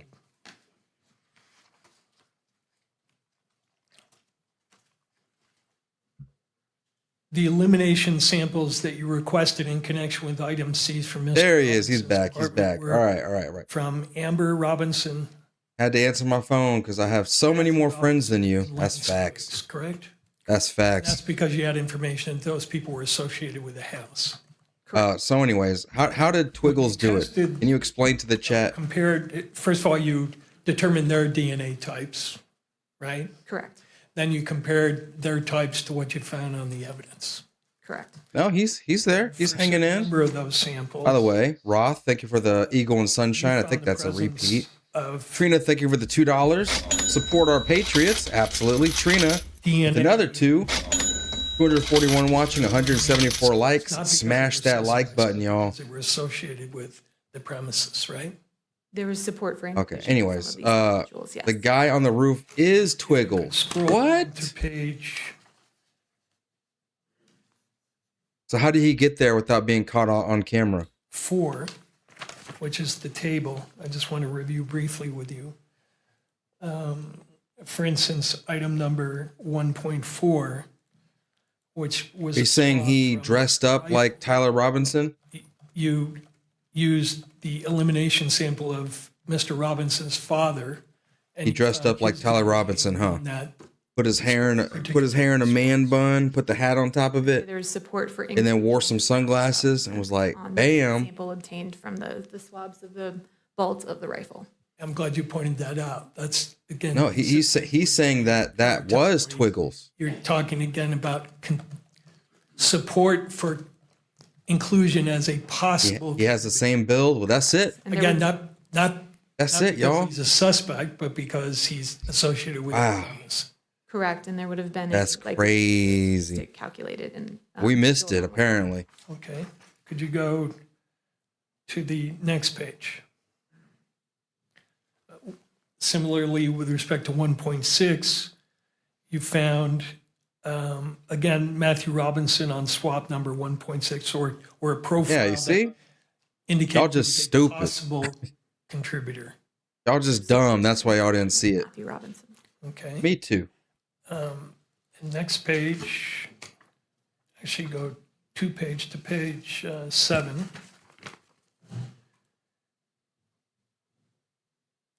You found support for inclusion of Lance Twiggs on swabs of buttons of a Dremel tool, correct? You see? It's Lance Going back to Twiggs what we DNA talked about everywhere. before, if a person named Lance Twiggs lived in that residence, came into contact with Tyler Robinson, and then touched a button on a Dremel tool, you'd expect Mr. Robinson and Mr. Twiggs's DNA to be on there, right? Or you could. It's reasonable to assume that anyone living in the household could have contributed to DNA on an object found in that household. And similarly, you found profiles to suggest support for inclusion of Mr. Twiggs on other areas of the Dremel tool, correct? Correct. Okay. Now, the last area I want to ask you about is, you're familiar with something called NGS? Yes. What is NGS? NGS stands for Next Generation Sequencing. It's a DNA technique that sequences your DNA, so it looks at the individual sequence of your DNA. And is it true that in your field, that whole area of NGS is something that's at the forefront of everybody's attention? For instance, when you go to seminars and you look at the presentations, there's a lot of talk about NGS, right? That's correct. Yes, it's a newer technique. And is it being developed by ATF as a technique that's going to be used or has been used? Not at this time, no. And is there plans to do that? Not at this time, no. Okay. Do you know if other labs have implemented it? I believe there may be some laboratories in the United States that have it in use, but I wouldn't have direct knowledge of that. Now, you used a program in this case called STR Mix, correct? Correct. And that's sold by a company in New Zealand, that software? Have they developed another program called STR Mix NGS? aware of NGS software. Could you go to 156, Oliver 156?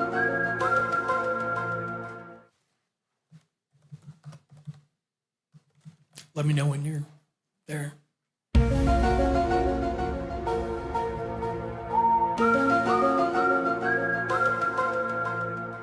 Are you aware that STR, the developers are selling a product called STR Mix NGS? I was not aware, no. Okay. Now, sequencing analysis is different than what you did in this case, correct? Oh, this is it. And how so? This is it. As I said, sequencing is looking at the individual sequence, the individual bases that make up your DNA, as opposed to the testing that I'm performing, which is looking at length variations. So STR testing, which is the testing I perform, looks at areas of the DNA that are known to be highly variable between individuals, and there are areas where the DNA sequence repeats itself over and over again. And depending on who you are as an individual, We missed it, y'all. you may have a different number of repeats present. It was Twiggles the whole time. The testing we're performing is looking at those length variations. There's a distinction between, say, if you have 10 repeats versus 12 repeats. But you're not looking within those lengths to see what the sequence of the DNA is. Correct. And that's what this new technology is designed to look at. Correct. And the reason it's designed to look at that is because it's been found that there are DNA areas that are different in sequence, even though they're the same length. Is that true? I think the reason for developing NGS software is to add another tool to a forensic biologist. This is the best part. Okay. Now, could you go to 154, please, for the witness only? They don't realize this is the same rifle, but flipped around, and then they flip the Familiar picture around with this too. chart? Yes. See, Okay, you can this see where is the alleles that you found. what's it for called? all The the bolt, I guess, part over here. This in thing. E3 analysis, correct? No, it looks like. Then over here, the bolt's not there. No, you're Not even the same rifle, y'all.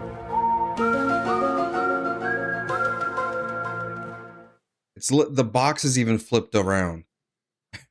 Yeah, this is one. What's the other? Not the same rifle, y'all. Okay. You're familiar with this chart, right? I've reviewed the first page of this chart. I have Sure. not reviewed the entire Go to thing. the first page. This lists the alleles that you found. I'm just gonna leave this right here. No, samples, yes. Okay, now go to the second page.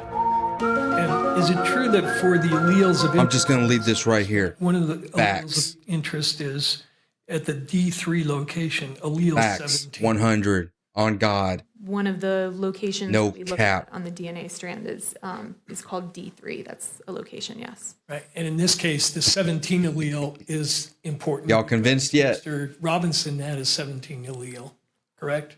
Correct. And some of the evidence. Y'all convinced yet? 17 allele Correct. at that location.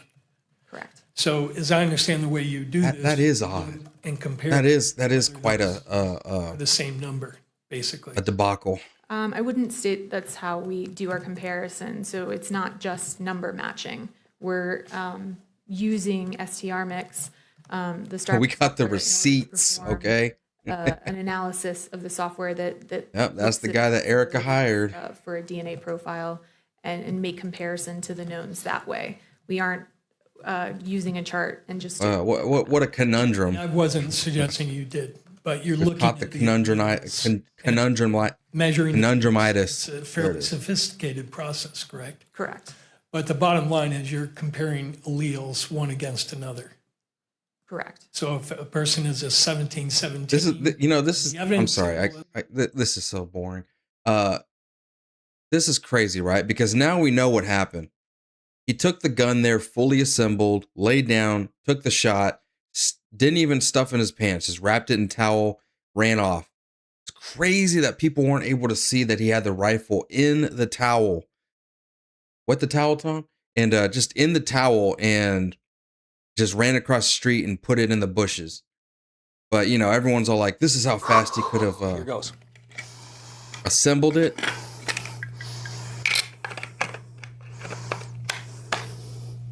Yeah. Yeah. Yeah, yeah. Hell yeah.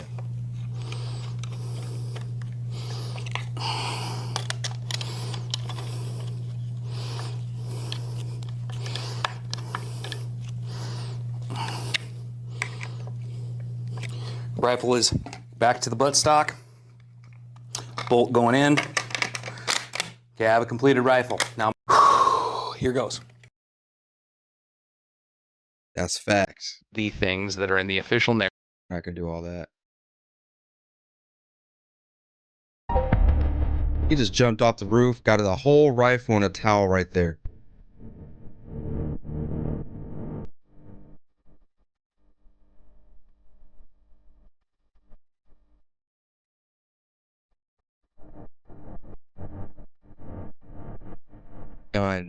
Gun. Testing cannot distinguish between these isoalleles, and therefore it goes to the weight of the comparisons. But if she didn't do that, Yeah, that's the point, is that she didn't do it, and therefore she's not in a position to draw conclusions. Mr. McBride? That proffer is inaccurate, that she's not able to draw conclusions because she did not do NGS or sequencing analysis. She has testified that her lab and the analysis she did here is not sequencing analysis, it's something different. Whether or not she could do sequencing analysis is irrelevant to the analysis that she did do. If Mr. Burt wants to call an expert to say sequencing analysis is better or something like that, that's fine. But this expert does not do sequencing analysis. Therefore, the line of questioning that goes into sequencing analysis is irrelevant to her testimony. Let me see if I could lay a further foundation. All right, so I'm going to sustain the objection. Sure. And the question may be re-asked if counsel chooses. When you do your analysis using length only, do you go by the rule that if any STR locus fails to match when comparing the genotypes between two or more samples, then the comparison of profiles between the question and reference sample is usually declared a non-match, regardless of how many other loci match? No, it's not quite that simple. What you're speaking of is an exclusion, is that correct? Yeah, right. So it's possible for DNA evidence we spoke about, it's possible that DNA evidence be degraded. In a case like that, there may be the potential that some of the profile has what we call dropped out. So it's not present. In that case, we wouldn't expect necessarily to have a inclusion or exclusion at that location because there's no information present there. So it's not quite as simple as is every allele in this chart present in the evidence. There's more to it than that. If you had a difference in sequence between a known and a question across many loci, would you exclude the person? It depends Again, on... objection, Your Honor. We're going back into sequencing, which is not the analysis that was done in this case. Mr. Burt? Again, Your Honor. They said he disassembled it on the roof after firing it and then reassembled it after crossing the street. Based on this. Oh my God. But as it relates to this witness and her firsthand knowledge, I'm not seeing that tie-in as it relates to her. All right, let me move on then. So I'll sustain the objection. Now, you said that all the samples you looked at in that one report were mixtures, correct? Correct. And the number you get in the likelihood ratio depends on how many contributors you estimate, right? The number is going to vary if you say I think it's a mixture of 2 people versus I think it's a mixture of 5 people. It's not necessarily the number of contributors. And reassembled it. Ratio speaks to the weight of the evidence. And so it's comparing known individuals to the unknown sample. It could be a low number and be a single source sample. It could be a high number and be a 4-person mixture. It's not necessarily directly correlated with the number of contributors. Let me ask you if you agree with this. This is from the NIST mixture study. There's been no record of the FBI testifying that Tyler Robinson disassembled the rifle on the roof and then reassembled it after crossing the street. Correct. Rather, it is a ratio of probabilities in the opinion of the expert assessing the likelihood ratio and is dependent on the specific propositions used to formulate it and also on the individual making the assessment. He had the screwdriver with him, which I think he was going to try to disassemble it, but he made that shot and just said, no, I gotta go. Number of contributors. Took off. And we saw the video of it. No, it does not. He went there, laid down, took the shot, Have an effect. It's immediately took off. It's possible multiple other factors Didn't even, contribute to the likelihood ratio. Is it somehow? Yeah, he was able to disassemble it under 1 second flat. Okay, now I know you're just being... What's a high IQ word? You just being facetious? Yeah. I guess I would say that I use my my training, education, and experience in order to determine the number of contributors present in a profile. Well, I noticed throughout your report, you used the phrase, for instance, with regard to the 1.2 sample, the profile consistent with at least five contributors, at least one of which is male. And for 1.1, you say, the profile is consistent with at least 4 contributors. I assume by the word at least, you're signaling that it could be more. Correct. And as the number of people to a mixture increases, the difficulty... Rena, thank you for the 5 gifted memberships. Sorting out that mixture increases. Correct.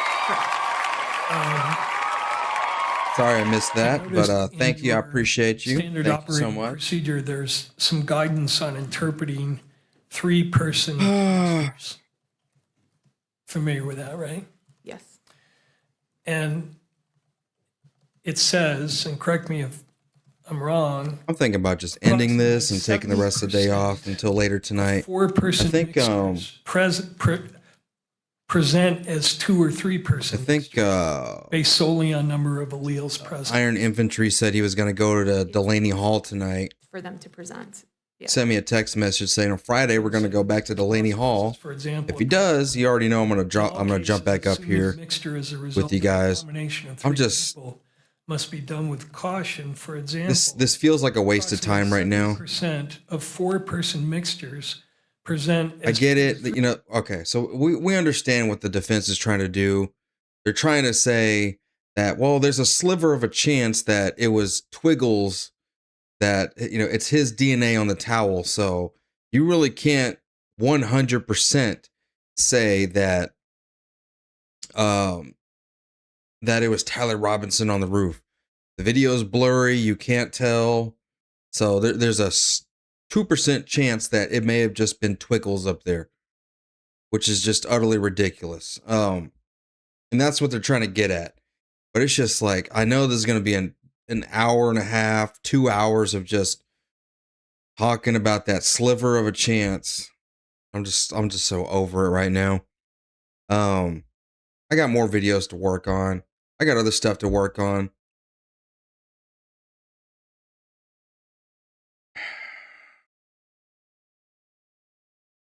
And they don't show the point where the gun is fired. Okay, you know what? Now y'all can get rid of him. Now y'all can get rid of him because now he's just being dumb. You know what? I got it. I got it. The ICE director is going to take care of this one personally. And April, thank you for getting rid of him the first time. Again, moderators, I don't want y'all to like kick people out unless I tell you to, or they get really egregious. If they're just saying dumb stuff, that's fine. Let them say dumb stuff. Texas Honey says, what have I missed? I mean, so they were arguing this morning about the evidence itself, or like showing it to the public, because yesterday one of the letters got leaked that was not supposed to be published to the not supposed to be published to the public, and it got leaked. They showed it on the screen for like 2 seconds. That was enough for people to grab it and spread it around social media. So they said, well, if that's the way they're handling it, then they shouldn't be allowed to show the evidence, which is what's happening right now. They're not showing the evidence. McBride, you wish your cross is limited. Again, not trying to say which way you should go. I'm just trying to weigh whether we should take a break. I will probably be. So the judge ordered today that no evidence is going to be shown to anybody. Keep going, and then it's just at that point we can. Now now the defense is grilling this DNA expert, and just trying to discredit her. And so it's gonna be boring. It's not like we're gonna see any groundbreaking evidence. We've seen all the videos. All the videos have been released except for the one that's like the shooting of Charlie Kirk. That didn't show that. And don't worry there's a lot of evidence that hasn't even been brought into this because they're just looking for probable cause. They're not trying to find a guilty verdict or convince a jury that he did it without a shadow of a doubt. That'll be later. Lab accredited. This is just showing Yes, it is. What does that mean? we believe he is the one Laboratory that did it, or there is a chance that he did it, and therefore we should have a trial to see if we have enough evidence to prove that he did do it, to a set of standards, which is probable cause. Specifically, the ATF laboratory is accredited, and specifically, We're not going to be able to hear if they're going to do the trial until the end of September. one is an international set of standards called ISO 17025 for testing laboratories, and additionally, a DNA-specific set of standards put forth by the FBI. Does the accreditation require that the methodologies you use be validated? Yes. Oh, look at that. We got a bunch of people dipping. The methodologies used in this case have been accepted by courts across the country, correct? Correct. See, and this live stream isn't getting any views. It just seems like a waste of time. I mean, I want to do it because I care about Charlie Kirk. Testing prior But to he also said earlier that we're only going to hear the witness today, and then we're going to be done. And that's going to be it. So it's not like there's going to be more videos to be brought out or anything else like that. They're literally the last part of this whole hearing is questioning this DNA section chief from ATF. casework, and additionally, we participate in twice a year proficiency testing. The trial, yes, the trial itself is going to be big. It's going to be massive. Qualification standards required by accreditation. Yes. The trial, everything has to be exposed to the public. Did you satisfy those The standards? only reason they're hiding things now is they're trying to protect Tyler Robinson, to give him a fair trial, meaning they don't want to taint the jury pool. You sound selfish? What does that mean? Big city, man. I sound selfish. Why? Because I've been live streaming 8 hours a day all week for you guys. And you ain't even. You know what? I'm gonna go ahead and you can kick rocks. There you go, big city. You ain't even contributing. You just over here hanging out. And now you want to talk about the platform. Give me my free content. You should be thanking everybody that funded the show all week. But no, he's just, I see his messages in the past. What kind of content are we making here talking about when we were covering the protests? Then he's like, you're behind on the trial. Go live. Stick to the trial. We need to be here for Charlie and his family. I get it, but I already know what's going to happen. Like, what do you want me to do? Spanky, thank you for the $2. Says, some of us appreciate what you do for us. Thank you. I'm just saying, like, there's so many other things I could be doing right now. I got a lot of videos I got to crank out. We go to page 3. Florida MAGA Man, thank you for the $2. And also Spanky, thank you for the $2 too. Detail/smudging, the swabs of possible rich detail/smudging on the optical accessory. And page 4. You sounding greedy now? Good. I hope I do sound greedy. Underside of the receiver of the rifle after. Don't worry. I'll help you. I'll help you out. We'll make sure you don't come back either. Cartridge case. the swabs of one 30-06 cartridge and the swabs of one 30-06 cartridge. It's always the people that never even contribute to the channel. That was his first chat, and that's his last chat.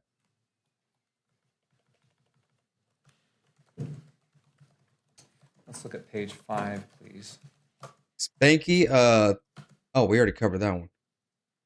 Messy Tessie, thank you for the $2, and thanks for what you do, Arturo. Thank you, I appreciate you. Zero Flux Given, thank you for the $2. Trina with another $2 says, "You stream it then, dude." Love Arturo, thank you. And that is a swabs of the trigger and trigger. Right, going back to page Just 5. we've been watching this all week, where the defense just drags this on and on and on and on. And we've had If some. anything, I think we'll switch gears and we'll start talking about some news stories. Likelihood ratios. What was your conclusion as to the likelihood ratio that you analyzed in this question, in calculation number 3? For this exhibit, the DNA profile was at least 1 trillion times more likely if it originated from Tyler Robinson as the major component and 3 unknown unrelated individuals than if it originated from 4 unrelated individuals. You say at least 1 trillion times more likely. So it could be a much higher number than 1 trillion. Is that accurate? It's possible. But the protocols in your laboratory say you cap that at the number 1 trillion. Is that right? Correct. We would not report a number higher than 1 trillion. And it looks like you also did a probability statistic as well in paragraph E. Is that right? Correct. It's another way of stating the likelihood ratio statistic. And will you state your findings you made here in paragraph E, and that's on page 6?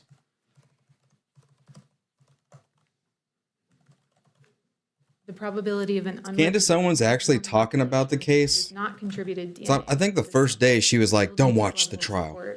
Don't watch it. They're just going to lie to you all day."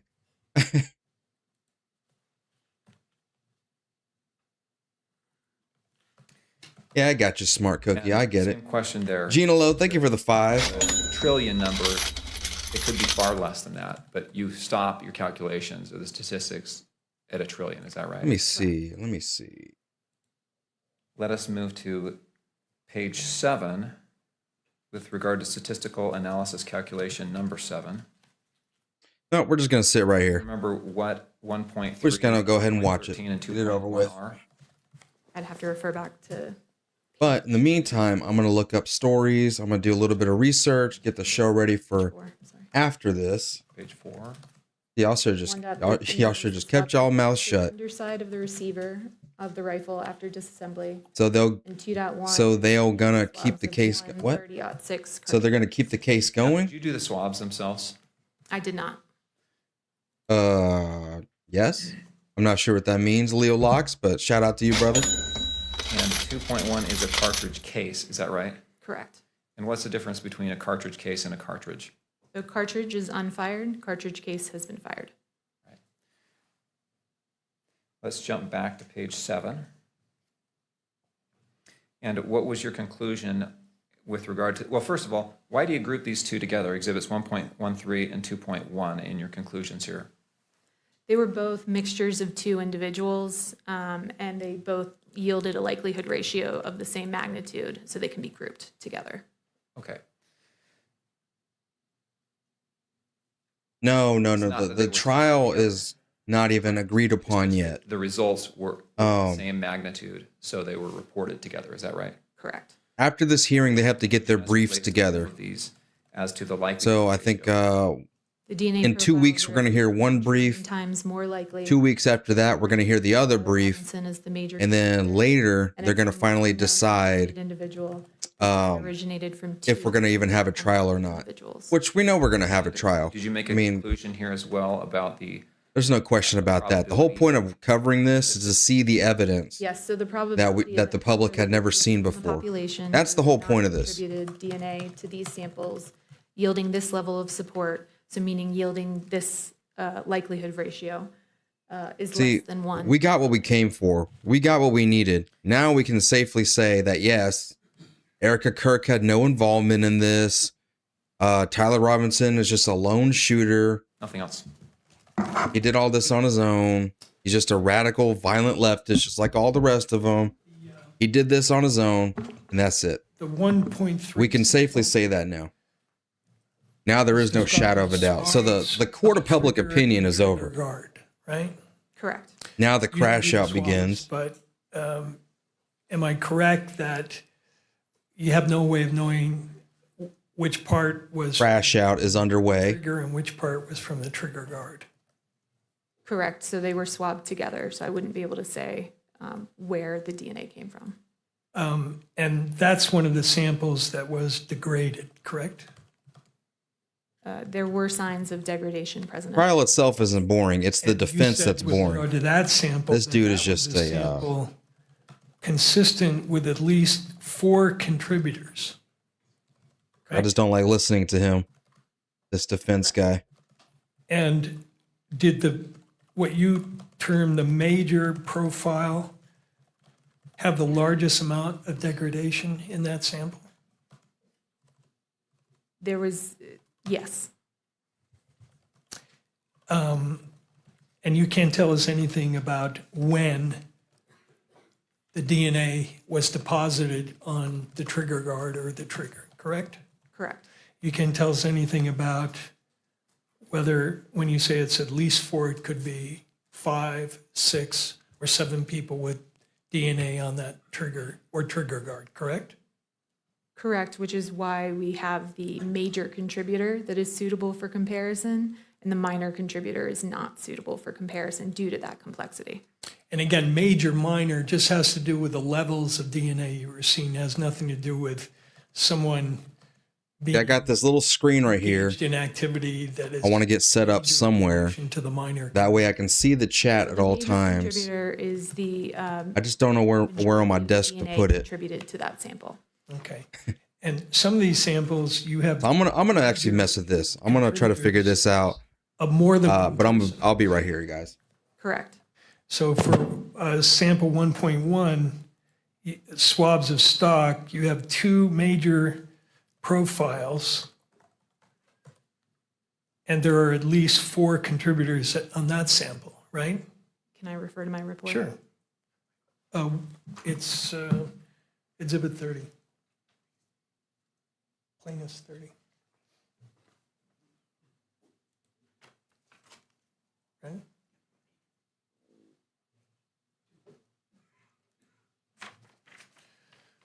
You said Exhibit 1.1? Yes.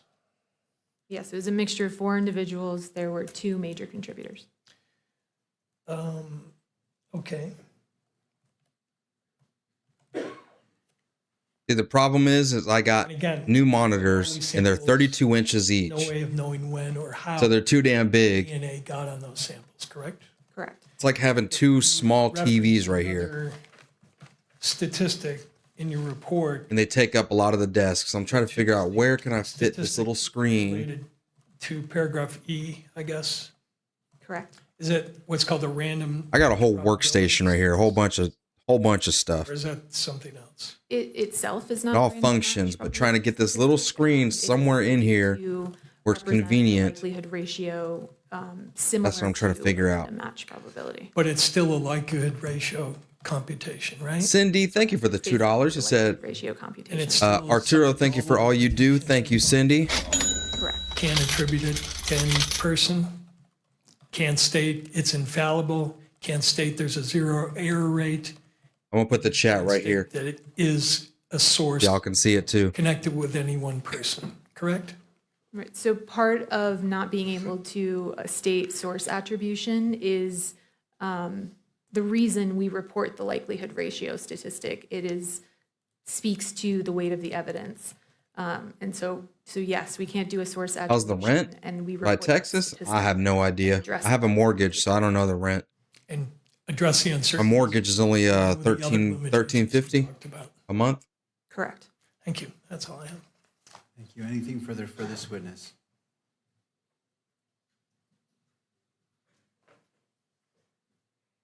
No. All right. May this witness be excused. Thank you, ma'am.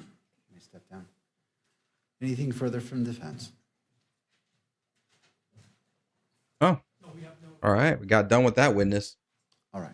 Returning to prosecution, anything further? No, Judge, we have no rebuttal. Nothing further. At this hearing. The state has no rebuttal evidence to present at this hearing. However, before we break, there is the matter that was discussed yesterday with respect to publishing in the courtroom Exhibit 12.1 so that the victim's family can observe that. Thank you. All right, do the parties wish to be heard as it relates to this briefly, and then the court will issue its ruling. And Your Honor, I actually just want to make a quick record. We have advised Mr. Robinson of his right to testify at this hearing, and he is choosing to take our advice and not testify. Is that correct, Mr. Robinson? And I note that he's nodding in the affirmative. Thank you, Ms. Visser. All right. In regards to the outstanding I didn't think he was going to testify. publication of State's Exhibit 12.1 to the courtroom only, to persons here, any further input from any of the parties before the court issues its ruling?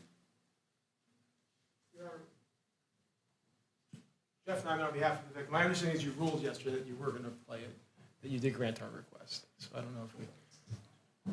Thank you. Oh, yeah, I love it. Took me a week to get everything set up. Yesterday, I just got my new shelf. Judge, I might simply add, given the court... Which is like a shelf you can put a bunch of accessories on. Exhibits, we may want to make a record. So I got my tablet in front of me, my phone next to it. Got a little drawer underneath it. Thank you. All right. Nothing further from any of the parties? Okay. Just updating some notes. Anything exciting? Well, kind of. We almost had a mistrial. All right. Because of that evidence that got leaked yesterday that wasn't supposed to be published. Of this morning's sanction as it relates to Exhibit 16, the court separately addressed that incident and imposed a sanction on the record.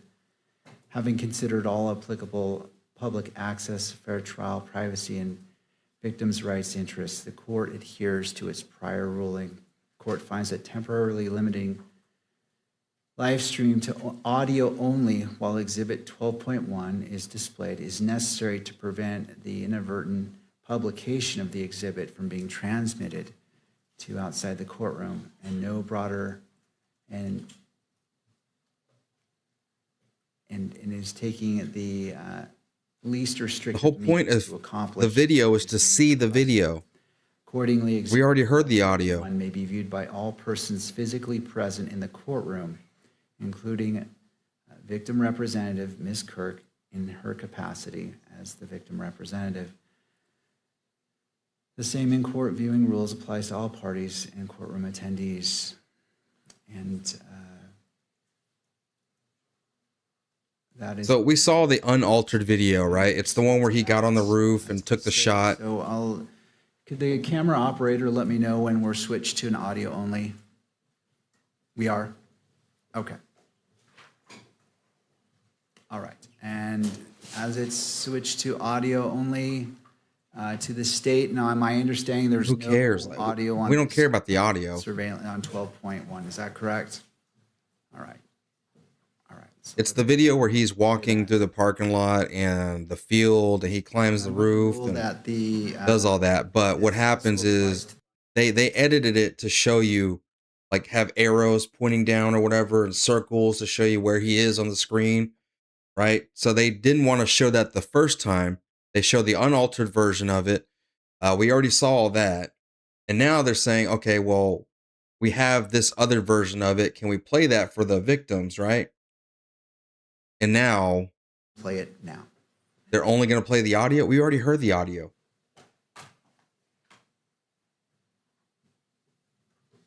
Pepperhead, thank you for the $2. Appreciate you. Lenny Skinny, thank you for the Lenny Skinny 420. Thank you for the $2 at Arturo. America, baby.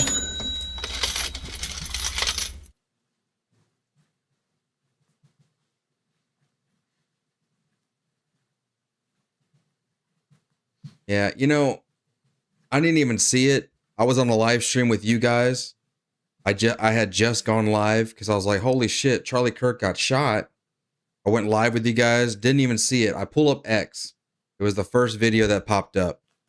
I didn't even know what happened. I pulled the video up on the screen and we saw it together. I was like, holy shit. I took it off the screen immediately. It was the most horrifying thing I've ever seen. And as someone that watches horror movies and I watched plenty of gruesome stuff, seeing that happen to Charlie was one of those things that changes your life, man. Lenny Skinny 420, thank you for the $2. Couple deuces for the goal. Thank you, sir.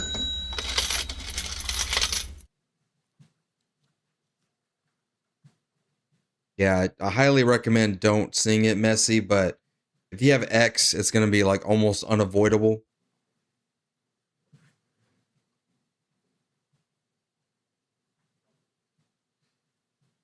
I hate that the whole world got to see it like that. One of the most publicized, horrifying, horrific murders in history. And there was no way you could hide it. The left making a mockery of it, making t-shirts of it. Some dude had some 3D printer, a 3D printer to create like dolls, action figures of Charlie. These people on the left are just despicable animals, man.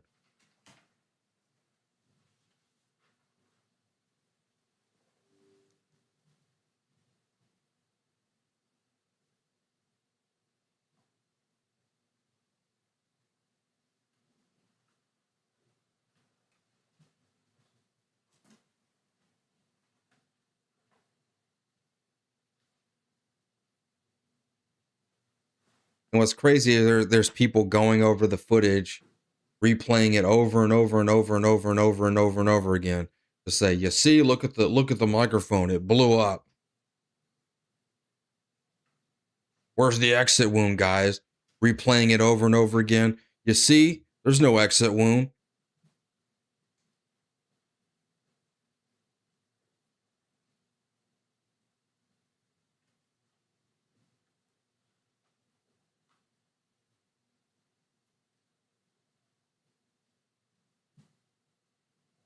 Yeah. Sad, man. Really sad. By the way, guys, some of y'all said you didn't get notifications I was live. You're going to have to resubscribe and make sure to hit that bell notification. You know, this right here. Make sure you hit all. Right? Not personalized, not none. Make sure you hit all. And that way you'll be notified when I go live. All right? YouTube is doing their funny thing. You already know what it is.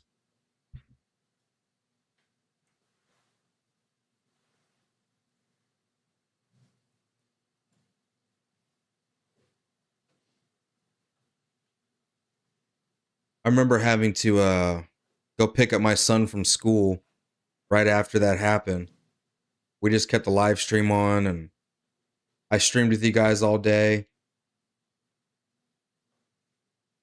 And it's like I couldn't sleep. I couldn't even think. I immediately woke up and went live the next day. We were live all day. We pretty much live stream every minute of it. Up until we finally got word that he was arrested. All the way to the point where Erica Kirk gave her first statement. And then that's where even I cried because it was just like I was holding it all in. And then it finally hit when I was watching her video. And then it's like, well, I guess we could rest, you know? That shit was wild. Yeah, the whole country in mourning.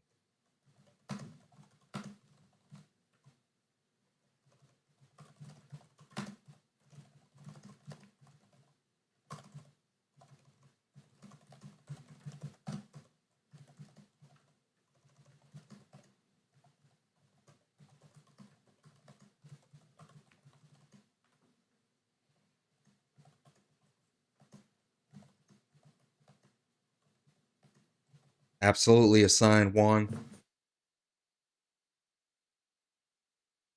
And y'all know what's crazy too? Is that, you know how I have 2 copyright strikes on my channel? Guess what day that those copyright strikes expire? September 10th.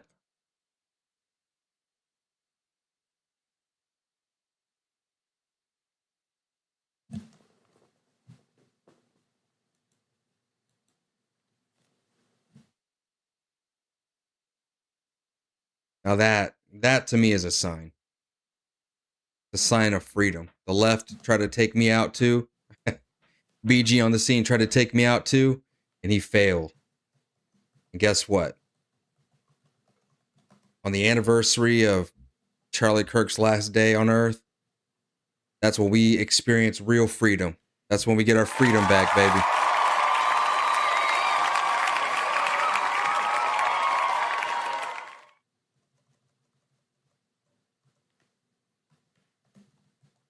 What am I gonna do with this screen? I think I'm gonna put it right here on the right. I just want it, I need it in a place where I can see it constantly. I wonder if it'll fit right there.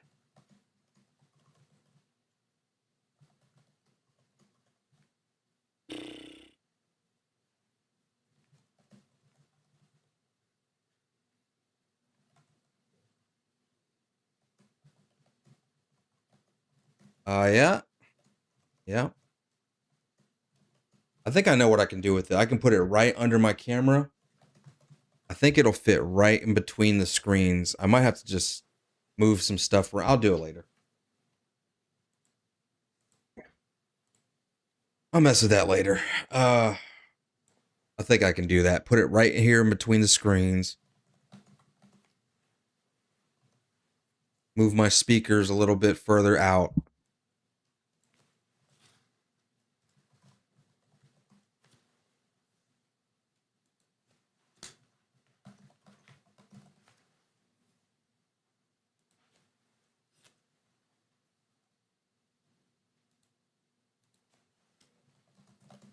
Mm-hmm. 9/10 and 9/11. Crazy.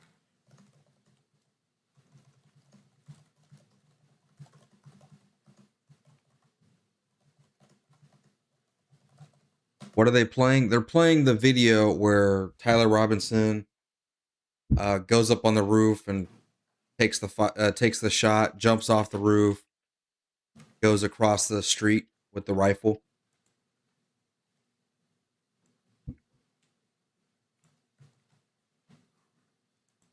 Yeah, audio that we already heard.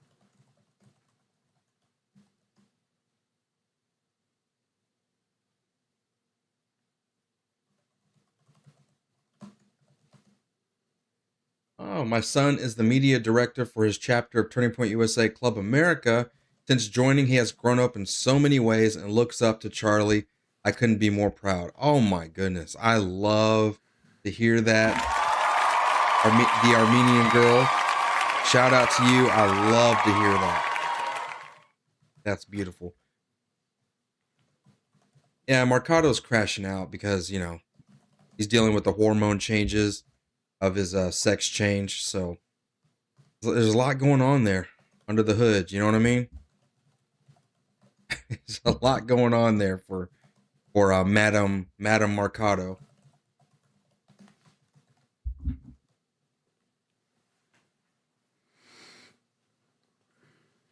All right, and that concludes the playing of Stacy Gibbett 12.1 video.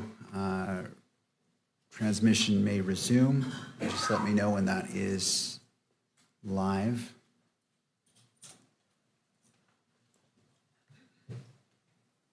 All right, thank you.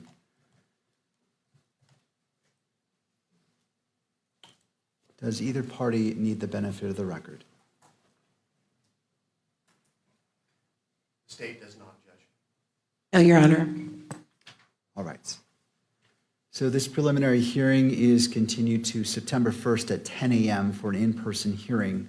The court will allocate up to 4 hours total. That's it, guys.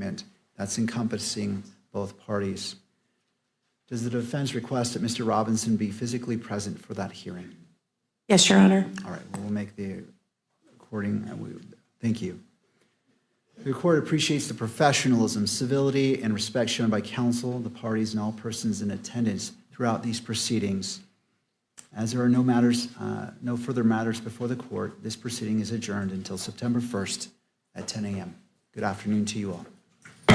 All rise. Okay, so that's it, y'all. That's the whole thing. That's it, September 1st, which is a month and a half away. We're not going to hear the briefings or anything like that. September 1st, they're going to come back, and I believe that's where they're going to decide if there's going to be a trial and when the trial will be, right? So we did it, y'all. We got through it.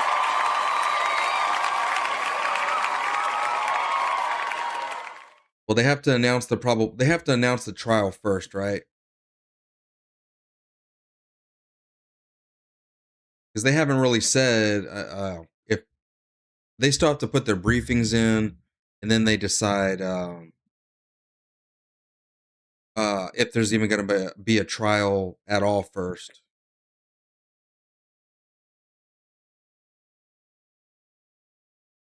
Yeah, but you know, there's so many other cases. There's so many other things the judge has got to do. The courtroom's got to be used for. Justice works very, very slow in our country.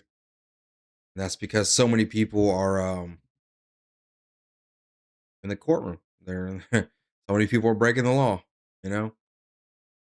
Let's see. We got other stuff to talk about, but I think I might take off for a while, work on some other videos, and then come back. We're going to come back tonight.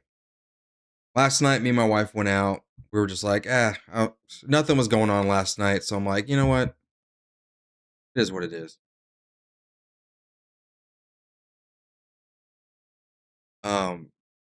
But today we'll definitely be back. All right, you guys. I'm gonna end the live stream for now. We'll be back in a couple hours. I'm gonna do some research, look up some stories, see what else we got.